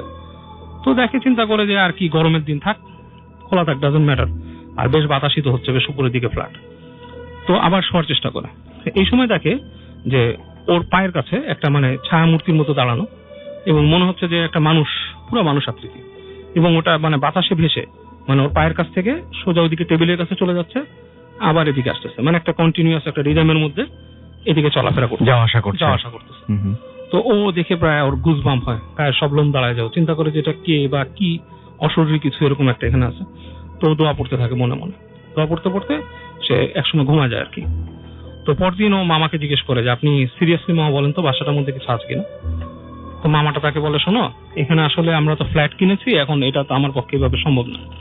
এখানে অনেক রকম ভৌতিক কাহিনী আমরা শুনছি যে মানে বিভিন্ন রকম প্রবলেম হয়, হ্যাঁ, এবং সবচেয়ে বড় কথা তোমার মামিকেই পজেস্ট করছিল এই বাসা আসার পরে, এবং আমরা হুজুর দিয়ে ছাড়াইছি এবং এখানে পেরেক মারা আছে। তবে এখানকার লোকরা বলে যে এখান থেকে যে নির্মাণ শ্রমিক পড়ে গেছিল এবং একজন ওই যে মহিলা ইট ভাঙতো সেও বিল্ডিং থেকে পড়ে গেছিল, অনেকে বলে তাদের আত্মা নাকি এখানে ঘোরাফেরা করে, এবং ওইটাতেও তো চরম ভয় পায়। ও চিন্তা করে তারপর দিনই সে ওখান থেকে চলে যাবে, মানে থাকারই না, মানে অবস্থাই না। তো ওই দিন রাত্রে যেটা হয়, সে বাথরুমে যায়। তো বাথরুমে যাওয়ার পরে হঠাৎ করে মনে হয় যে বাথরুমের লাইটটা কেমন টিপ টিপ করে ওঠে এবং বন্ধ হয়ে যায় আর কি। তো ও বলে যে কিন্তু বদ্ধ দরজা, দরজা বন্ধ করা, লাইট অফ করার কেউ নাই, ইন্টেনশনালি খুব ভয় দেখালে। তবে ও অনেকটা লজিক্যাল চিন্তা করতো যে মানে আসলে কি লাইট বন্ধ করে দিবে এরকম কিছু হতে পারে কি। তো বের হয়ে আসে বাথরুম থেকে বের হয়ে যখন আসে, এসে দেখে যে ঠিক ওই লাইটের যে সুইচটা যেটা ওটা অফ করা এবং ওইটার মধ্যে পানি লেগে আছে ভিজা হাতের, মানে সামবডি উইথ ওয়েট হ্যান্ড ওটা টার্ন অফ করে দিয়েছে লাইটটা। এবং পরে যখন অন করে দেখে লাইটটা জ্বলে না, লাইটটা কেটে গেছে। তো রাতের বেলা আবার শুয়ে পড়ে বিছানায় এবং সে ওই আপনার ওই সেম ছায়ামূর্তিটা আবার দেখে, আপনার ওর পায়ের কাছ থেকে বিছানার এই পর্যন্ত আসে, ওখানে চলে যায় এবং এই মুভমেন্টে আপনার সে সারা রাত দোয়া পড়ে পড়ে ওখানে কাটায়। একবার সকালে উঠে ওখান থেকে বাসা থেকে সে মানে চলে যায় তাড়াতাড়ি, ওখানে আর থাকে না। তবে ওই বাসায় যাওয়ার সময় সবচেয়ে এই জিনিস রাসেল ভাই, যে ওই যে দারোয়ানটাকে সে দেখছিল, ওই দারোয়ানটার চেহারা তার হুবহু মনে আছে, ঠিক আছে, যে নাকি তাকে বাসার উপরে পাঠাইছিল। সে নতুন দারোয়ানকে জিজ্ঞেস করে যে আমি এখানে যখন আসছি রাত্রেবেলা ওই দিন একটা দারোয়ান ছিল, উনি কোথায়। আপনি ও দেখে যে ওই লোকটা মানে সবাইকে খুব করে ঢুকাচ্ছে, আপনার ওই যে চেক করে কোথায় যাবেন কোন করে, উনি কোথায়, উনি তো আমাকে এরকম মানে বলছিল যে এই ফ্ল্যাটে যাওয়ার, কিছুই বলে নাই, জাস্ট উঠাই দিয়েছে, আপনারা কি এরকমই রাখেনি সেই। তো লোকটা বলে যে এরকম তো আপনি যে চেহারা বললেন কোনো দারোয়ান নাই এখানে কোনো দারোয়ান নাই, এবং এতটার পরে এখানে অন্য একটা লোক থাকে, সে রাত্রেবেলা ডিফারেন্ট অনেক, আপনার তো এখন কি বা এইভাবে ঢুকানোর কথাই প্রশ্নই আসে না আপনার, এই সেই এরকম এই সেই। তবে ওই যে ওইখানকার যে ওই দারোয়ানের সাথে আরেকটা ছেলে ছিল, সে তাকে বলে কি যে আপনি যে বর্ণনা দিলেন এই বর্ণনার এখানে কিছু মানুষকে কেউ দেখে, এই লোকটা এখান থেকে পুড়ে মারা গেছিল বিল্ডিং থেকে। আচ্ছা, তাহলে এইটাই হচ্ছে আসল ঘটনা। বলে যে বিল্ডিং থেকে পড়ে মারা গেছিল, এরা অনেকেই দেখে। ওকে, তো এটা সে প্রচন্ড তখন ভয় পেয়ে যায় আর কি। ওকে, থ্যাংক ইউ সো মাচ। আমরা পরবর্তী অতিথির কাছে সরাসরি চলে যাই এবং তার ঘটনা শুনিয়ে আপনারা অবশ্যই অ্যাটলিস্ট ফেসবুকে আমাদের জানান যে আপনাদের কেমন লাগছে এবং কোন ঘটনাটা বেশি ভালো লেগেছে, কোন ঘটনা আপনারা সিরিয়াল করে দিতে পারেন এবং জানাতে পারেন আমাদেরকে কোন ঘটনা কেমন লাগছে। বিশেষ করে ফেসবুকের মাধ্যমে আমাদের ফেসবুকের অ্যাড্রেস হচ্ছে www.facebook.com/video.furti, www.facebook.com/bhutafm.russell। আমরা চলে যাব আমাদের পরবর্তী ঘটনায়, আমাদের পরবর্তী অতিথির কাছে। আপনার নামটা প্লিজ একটু বলবেন, তারপরে আপনি কোথা থেকে এসেছেন বলে আমাদের ঘটনা শুরু করবেন। আসসালামু আলাইকুম রাসেল ভাই, আমি শাকিল আহমেদ, এসেছি মতিঝিল থেকে। ওকে, তো আমি আসলে রাসেল ভাইকে ব্যক্তিগতভাবে ধন্যবাদ দিতে চাই যে তিনি আমাকে এখানে সুযোগ করে দিয়েছেন। নো প্রবলেম, আপনি নিজে ইমেল করে আপনি এখানে এসেছেন, আমরা ঘটনায় চলে যাই। থ্যাংক ইউ রাসেল ভাই। আমি আমার জীবনে ঘটে যাওয়া একটি ঘটনার কথা বলছি। সেটা হচ্ছে আমি যখন ক্লাস 8-এ পড়তাম তখন আমার লাইফে ঘটে যায়। আর এটা হচ্ছে যে তার আগে আমার ঘটনাগুলো বলার আগে আমার যে এলাকা সেটা সম্পর্কে একটু আইডিয়া দিলে মনে হয় যে আমার লিসেনারদের শুনতে বেটার হবে, মানে সহজ হবে। তো সেটা হচ্ছে আমরা মতিঝিলের একটি কলোনিতে থাকি, নামটা বললাম না। তো সেখানে এটা অনেক আগের একটা কলোনি, আর এখানে যতটা সম্ভব আমি এর আগে শুনেছিলাম যে এটা একটা কবরস্থান ছিল, দেন এটাকে একটা কলোনি করা হয়েছে। আর আমার বাসার পারিপার্শ্বিক অবস্থা হচ্ছে যে আমার বাসা থেকে জাস্ট 10 হাত দূরেই আপনার হচ্ছে একটা তাল গাছ, এটা আমাদের নিজস্ব লাগানো। আর আমাদের বাসার একেবারে পেছনে হচ্ছে আপনার একটি আম গাছ। তো আমাদের কলোনির অনেকেই বলেছে যে এখান থেকে এই তাল গাছ থেকে নাকি অনেকেই অনেক কিছু দেখেছে, কিন্তু আসলে আল্লাহকে ধন্যবাদ যে এখনো পর্যন্ত আমরা কিছু দেখিনি, বাজে কিছু দেখিনি। আর আমাদের মসজিদের যে ইমাম সাহেব, উনি অনেক পরহেজগার একজন মানুষ, উনি নিজেও বলেছেন যে আমাদের এই সাইডটা মানে তেমন একটা ভালো না। আর আমাকে যারা শুনছে তারা সবাই জানে যে আমার ফ্রেন্ডসরা আসলে মানে পারত সত্ত্বে রাত্রে 10টার পরে আমাদের বাসায় খুব একটা আসে না, এই দিকে খুব একটা আসে না। তো আমার তাল গাছে তো বললাম কাহিনী। তো আমার আম গাছে হচ্ছে যে আমার জন্মের আগে সিকান্দার নামক একটা লোক ছিল। তো ওনার মাগরিবের নামাজের আগে ওনার একটা মুরগি উঠে, ওনার একটা মুরগি গাছে উঠে যায়, আম গাছে, আমাদের বাসার পাশে মানে সাইডে যে গাছটা, আম গাছে উঠে যায়। আম গাছে উঠার পরে তো উনি এই মুরগিটাকে পারার জন্য গাছে ওঠে। তো তখন নাকি ওনাকে ধাক্কা দিয়ে কেউ একজন ধাক্কা দিয়ে ফেলে দেয় এবং তিনি ওখানে সাথে সাথেই মারা যান। এটা আমাদের এখানে সবাই জানে, এলাকার সব লোকই জানে। তো এখন চলে যাচ্ছে আমার মূল ঘটনায়। সেটা হচ্ছে আমি এর আগে আমার মেজো আপুর সাথে ঘুমাতাম, মানে আমাদের ফ্যামিলিগতভাবে। তো কোনো একটা কারণে আমার মেজো আপু আমার বড় আপুর বাসায় শিফট হয়, দেন আমি একা ঘুমাতে শুরু করি। তো যেদিন আমি একা ঘুমাই, আমার লাইফে ফার্স্ট যেদিন আমি একা ঘুমাই, তো সেদিন আমি খাওয়া দাওয়া করে দেন রাত্রে আমি ঘুমাতে যাই। রাত্রে ঘুমানোর পর হঠাৎ রাত কখন ঘুম ভাঙছে আমি বলতে পারবো না, কিন্তু হঠাৎ আমার ঘুমটা ভেঙে যায়। ঘুম ভাঙার পরে আমি যে ভয় পাচ্ছি বা আমার ভিতরে কোনো হরর কিছু মানে কাজ করছে তা কিন্তু না, আমি নর্মালি ইজি আমি আছি। আমি ঘুমানোর জন্য এপাশ ওপাশ করতেছিলাম বিছানায় যে কখন আবার আমার ঘুম আসবে। তো ঘুম আসছে না, তো হঠাৎ অনেকক্ষণ টাইম পার হওয়ার পরে আমি হঠাৎ করে দেখলাম আমাদের বাসার যে ভেন্টিলেটরটা, এখানে রাসেল ভাই আপনাকে একটু বলতে হবে লিসেনারদের জন্য, সেটা হচ্ছে যে আমার বাসার পাশে যে ভেন্টিলেটরটা সেটা হচ্ছে আমাদের মানে আমার রুমের মানে পাশে যে ভেন্টিলেটরটা সেটা হচ্ছে আমাদের বিল্ডিং এর পিছনে। আর দেন মানে ম্যাক্সিমাম লোক জানে আমাদের বিল্ডিং এর ওই সাইডটাই পুরোই খারাপ আমাদের ওই সাইডটা। তো সেখান থেকে আমি দেখলাম যে মানে খুব জাস্ট কয়েক সেকেন্ডের ভিতরে একটি আলো আমার বুকে এসে বসলো, ডাইরেক্ট বুকে এসে বসলো। বসার পর আমি না চাইতেও আমাকে মানে আমার মনে হচ্ছে যে কেউ মনে হচ্ছে যে আমার চোখ দুটো টেনে একেবারে জোর করে টেনে আমাকে ঘুম পাড়িয়ে মানে আমার চোখ দুটো টেনে বন্ধ করে দিচ্ছে। আর আমি তখন স্পষ্ট আমার মনে আছে আমি তখন ওই অবস্থাতেই আমি দেখলাম যে আমি মানে মাঝ দুপুরে স্বপ্ন দেখছি। আসলে এটা আমি তখন ছোট ছিলাম, আমার জন্য যে কতটা ভয়ঙ্কর আসল ভাই আসলে এটা বলা বাহুল্য না। দেন আমি সাথে সাথে দোয়া পড়লাম, যেহেতু আমি এর আগে মাদ্রাসায় পড়েছিলাম, তো আমি সাথে সাথে দোয়া পড়লাম। দোয়া পড়ে মোটামুটি এটা ছেড়ে গেল আমাকে। তো দেন আমি সাথে সাথে আমার আব্বু আম্মুকে ডাক দিলাম, যেহেতু আমি ভয় পাচ্ছিলাম। আব্বু আম্মুকে ডাক দিলাম, আব্বু আম্মুকে ডাক দেওয়ার পর আব্বু আম্মু আসলো। আসার পর তারা আমাকে জিজ্ঞাসা করলো কি হয়েছে। তো আমি আসলে তাদের কাছে জিনিসটা হাইড করলাম, যে আসলে তারা হয়তো ভাবতে পারে যে আমি মানে একটা বানিয়ে বলছি, ভয় পেয়েছি তাই বানিয়ে বলছি। তাই আমি তাদের কাছে এই বিষয়টি বললাম না, আমি হাইড করলাম। আমি বললাম যে আসলে আমার ঠান্ডা পানি খাওয়ার খুব প্রচন্ড মানে তৃষ্ণা পেয়েছে, তাই আমি ঠান্ডা পানি খাবো। তো যেহেতু ফ্রিজ তাদের রুমে ছিল, তো তারা আমাকে ঠান্ডা পানি খাওয়ালো। দেন সবচেয়ে মজার বিষয় হচ্ছে রাসেল ভাই, যখন আমি ঠান্ডা পানি খেলাম, দেন আমি ঘড়ির দিকে তাকালাম। ঘড়ির দিকে তাকিয়ে দেখলাম তখন রাত ঠিক 3টা বাজে, একদম 3টা, 1 সেকেন্ড না এই দিকে না ওই দিকে, একেবারে রাত 3টা।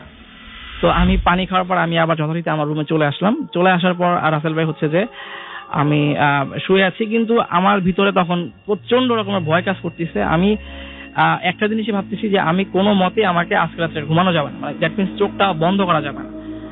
আসলে তখন 2টা ঘন্টা ছিল, আমার স্পষ্ট মনে আছে তখন ফজরের আজান দেয় ভোর 5টায়। তো আমার স্পষ্ট মনে আছে যে আমি তখন এই 2টা ঘন্টা আমি যে কিভাবে ছিলাম এক উপরওয়ালা জানে, আর সেকেন্ড আমি জানি, যেহেতু এটা আমার লাইফে ফার্স্ট। আর দেন আমার বয়সও খুব বেশি একটা না, হয়তো বা 14, 15 কিংবা 16। তখনকার একটা ছেলে কিরকম একটা মানে সময় কাটতে পারে। তো যথারীতি ফজরের আজান যখন দেয় তখন আমার আসলে মনে হয় আমার কলিজায় পানি আসছে। আমি খুব দ্রুত উঠলাম। তো হচ্ছে যে আমার আব্বু 5 ওয়াক্ত নামাজ পড়ে, উনি ফজরের নামাজে আপনার যথারীতি উঠলো নামাজ পড়ার জন্য। নামাজ পড়ার সময় ওঠার সময় উনি মানে নোটিস করলো যে আমিও উঠছি, নামাজ পড়তে যাবো। আব্বুকে বলতেছি আমিও তোমার সাথে নামাজ পড়তে যাবো। তো আব্বু তো খুব অবাক। আব্বু বলতেছে তুমি নামাজ পড়তে যাবা, এটা তো আসলে খুবই হাস্যকর, মানে খুব মানে বিস্ময়কর একটা বিষয়, যেহেতু আমি জুম্মার নামাজটা তখন নামাজ তেমন একটা পড়তাম না। তো আমি বললাম যে না, আজকে আমি নামাজ পড়তে যাব। তো নামাজ পড়তে গেলাম যথারীতি আব্বুর সাথে। নামাজ পড়তে যাওয়ার পর আমি মসজিদে গেলাম।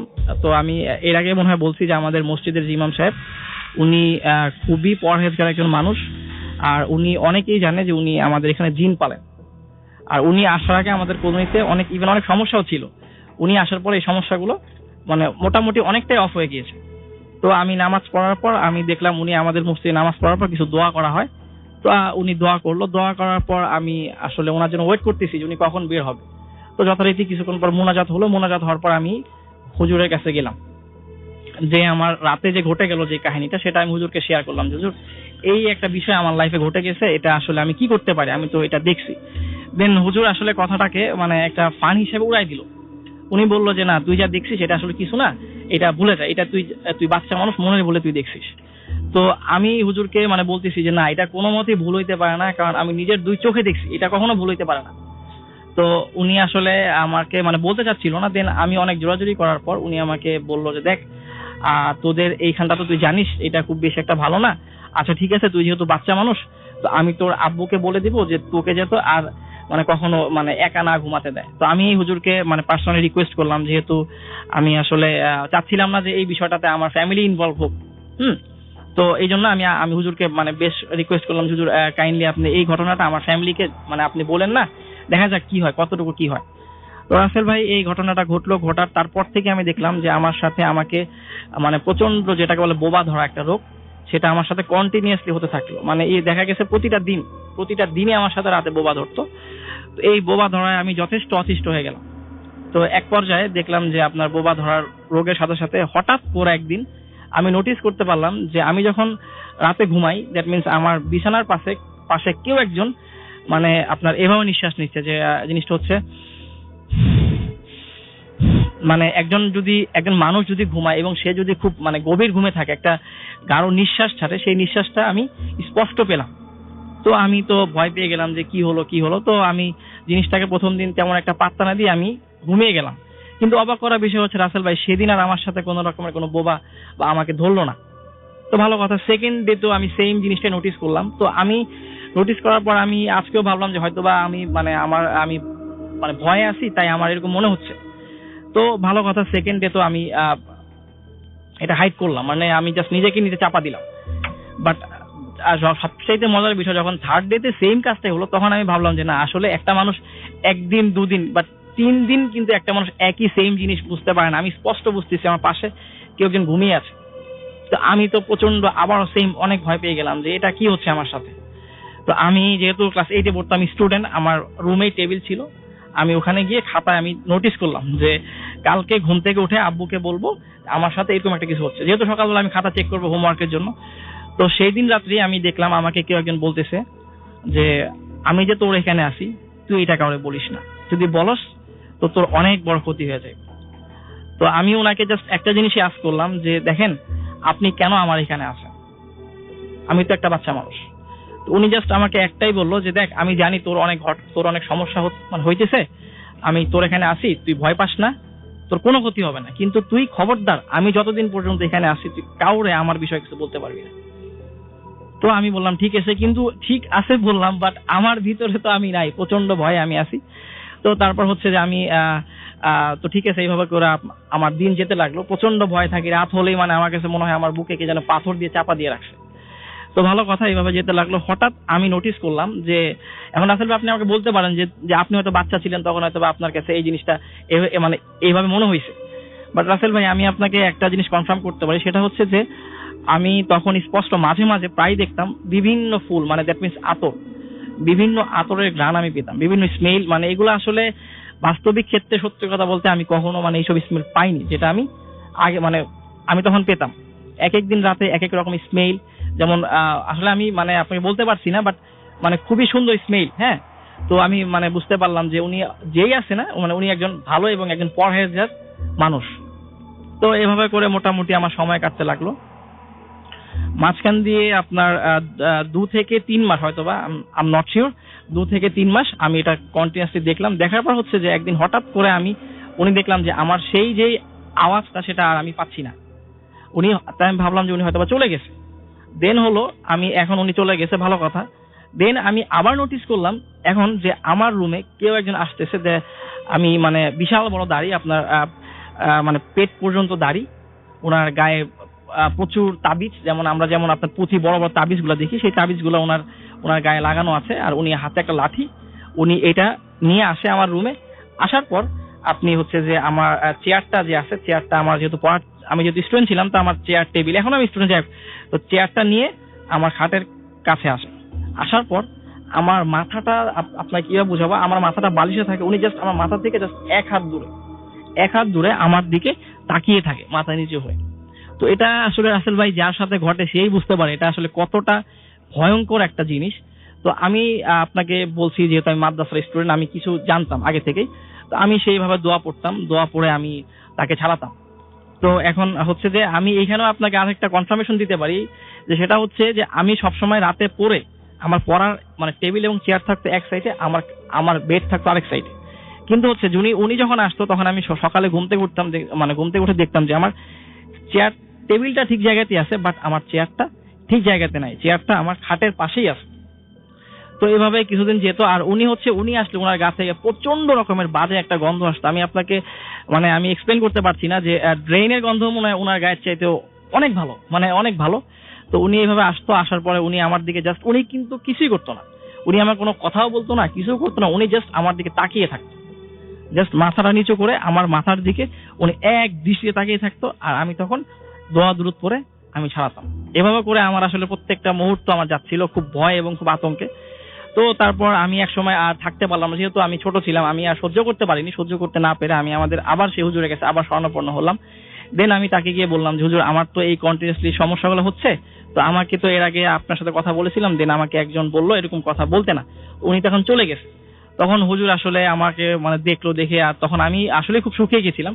তো তখন হুজুর আমাকে বলতেছে, আচ্ছা ঠিক আছে, তুই এক কাজ কর, তুই আবার নামাজ পড়া শুরু কর, দেন তুই 5 ওয়াক্ত নামাজ পড়, এশার নামাজ তো অবশ্যই পড়বি, এশার নামাজটা পড়ার পর তুই অজু করবি, অজু করে 4 কুল পড়বি, 4 কুল পরে তুই তোর সমস্ত গায়ে ফু দিবি, ফু দিয়ে 3টা তালি দিবি, 3টা তালি দিবি, দেখবি আলহামদুলিল্লাহ আল্লাহর রহমতে আর তোর কোনো সমস্যা হবে না। তো আসলে রাসেল ভাই আমি মানে বলতে চাই যে আল্লাহর কালাম এটা যে কতটা মানে পাওয়ারফুল, মানে আমি একজন মুসলমান হিসেবে আমি বুঝলাম যে আসলে আমার এতগুলো সমস্যা হতো, প্রত্যেকটা সমস্যা থেকে আমি আল্লাহর কালাম পড়তাম, ইভেন সাথে সাথে জাস্ট আমি মানে ফু দিতে দেরি, কিন্তু সমস্যাগুলো সলভ হতে আমার মনে হতো না 1 সেকেন্ড লাগতো না, সাথে সাথে সব গায়েব, কোথাও কিছু নাই। তো আসলে এই জন্য আমি মানে আল্লাহ অবশ্যই, তো যাই হোক, তো যেটা বলতেছিলাম, তো তারপর আমি অজু করতাম, আমি নামাজ পড়ে অজু করতাম, অজু করে আমি এরকম ভাবে থাকলাম। তো মোটামুটি এভাবে আমি 3 থেকে 4 মাস থাকলাম। তো থাকার পর আমার মেজো আপু আবার আমাদের বাসা শিফট হয়ে আসে, দেন তখন আর আমার সাথে আল্লাহর রহমতে সেই প্রবলেমগুলো হয়নি। আর মেজো আপু আসার পর আমি প্রায় 3 থেকে 4 মাস আমি আপনার মানে এভাবে চলতাম। তো ধন্যবাদ রাসেল ভাই আপনাকে এবং আপনার টিম মেম্বার।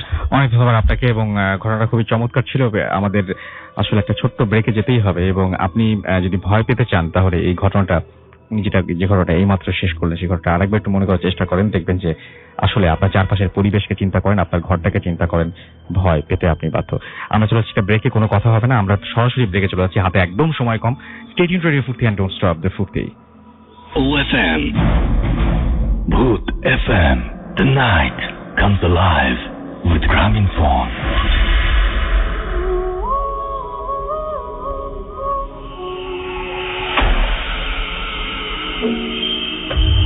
Welcome back. শুনছেন সবসময় রেডিও ফুর্তি 88.0 FM, বাংলাদেশের সর্ববৃহৎ রেডিও নেটওয়ার্ক। আমি রাস্তা আছি সাথে। অনি ময়মনসিং থেকে লিখেছেন লাস্ট স্টোরিটা অনেক ভালো ছিল। আখি আমাদের চিটাগং থেকে এসএমএস করেছেন, আমাদের এসএমএস করেছেন ঢাকা থেকে পারিসা লিখেছেন আজকে অসম লেগেছে। ইমরান নারায়ণগঞ্জ থেকে লিখেছেন লাইট জ্বালাতে বাধ্য হলাম। তাহমিনা লিখেছেন যে লাস্ট স্টোরিটা ভালো ছিল, অনেক প্রশংসা পাচ্ছি লাস্ট স্টোরিটার। এবং চাঁদপুর থেকে আমাদের আমিনুল লিখেছেন যে একটি ঘটনা, মোবাইল থেকে এসএমএস ইমেল করেছিলাম কিন্তু ফেইল দেখাচ্ছে। আপনি মোবাইল থেকে করলে এরকম ফেইল দেখানো কিন্তু কথা না, যদি আপনি ইমেল ঠিক মতো করতে পারেন। নাভিদ আমাদের কমেন্ট করেছে, এখানে এসএমএস করেছেন এবং আমাদেরকে এসএমএস করেছে, তিনি এসএমএস পড়া হয় না বলে মাইন্ড করেছেন। সাইদুল নারায়ণগঞ্জ থেকে আমাদের এসএমএস করেছেন এবং একটা স্টোরি তিনি মেইল করেছেন যা জানিয়েছেন। এমডি আকাশ মোহাম্মদপুর থেকে আমাদের এসএমএস করেছেন, এছাড়াও এসএমএস করেছেন আমাদেরকে তিমাত, এছাড়াও লাবিব আমাদের এসএমএস করেছেন, সুমন জ্যাকসন হাসানাবাদ কেরানীগঞ্জ থেকে এসএমএস করেছেন, শুভ আমাদের এসএমএস করেছেন, আখি এসএমএস করেছেন, সোহেল এসএমএস করেছেন, আমাদেরকে দেখতে পাচ্ছি। এছাড়াও আনিলা চিটাগং থেকে, এছাড়াও সুমন আমাদের এসএমএস করেছেন, সায়েন্টিস্ট জহুর আমাদের এসএমএস করেছেন আমাদেরকে, সোহেল বাগমারা রাজশাহী থেকে, আর কে শাওন নরসিংদী থেকে আমাদের এসএমএস করেছেন, নাভিদ সহ আরো অনেকের এসএমএস পড়ার ইচ্ছা ছিল, অনেকের কমেন্ট পড়ার ইচ্ছা ছিল, বাট হাতে একেবারেই সময় নেই। I am really sorry for that, but আমি শিওর যে আপনি অনেক হ্যাপি, বিকজ পুরো সময়টাই আমরা ব্যয় করেছি আপনাদের ঘটনা শোনানোর জন্য। সো হোপ ইউ এনজয়েড, এবং আশা করছি যে নেক্সট উইকে আপনাদের অনেক ঘটনা পাবো। এবং আমি যাওয়ার আগে জানিয়ে দিচ্ছি আমাদের অ্যাড্রেসটি হচ্ছে bhutfm@radiofurti.fm, which is bhutfm@radiofurti.fm। আপনার নাম, ঠিকানা এবং ফোন নাম্বার সহ আপনার জীবনে ঘটে যাওয়া সেরা ঘটনাটি লিখে পাঠিয়ে দিন আমাদের কাছে। এবং আপনি যদি আমাদের সাথে ফেসবুকে কানেক্টেড থাকতে চান তাহলে চলে যান www.facebook.com/radio.furti, www.facebook.com/bhutfm.russell। আজকের মতো এখানে শেষ করতে বাধ্য হচ্ছে, ঘড়িতে সময় রাত 11:59। আমি রাস্তায় আছি, সাথে স্টিল আমার সাথে মাসুম রয়েছেন এবং রয়েছেন বাবু ভাই। এবং আমাদের আজকের এই এপিসোড এখানে শেষ করতে হচ্ছে, কথা হবে আবারও আগামী সপ্তাহে। সেই পর্যন্ত সবাই ভালো থাকবেন, সুস্থ থাকবেন, মোস্ট ইম্পর্টেন্টলি ফুর্তি থাকবেন। আজকের মতো এখানে শেষ করছি, টাটা।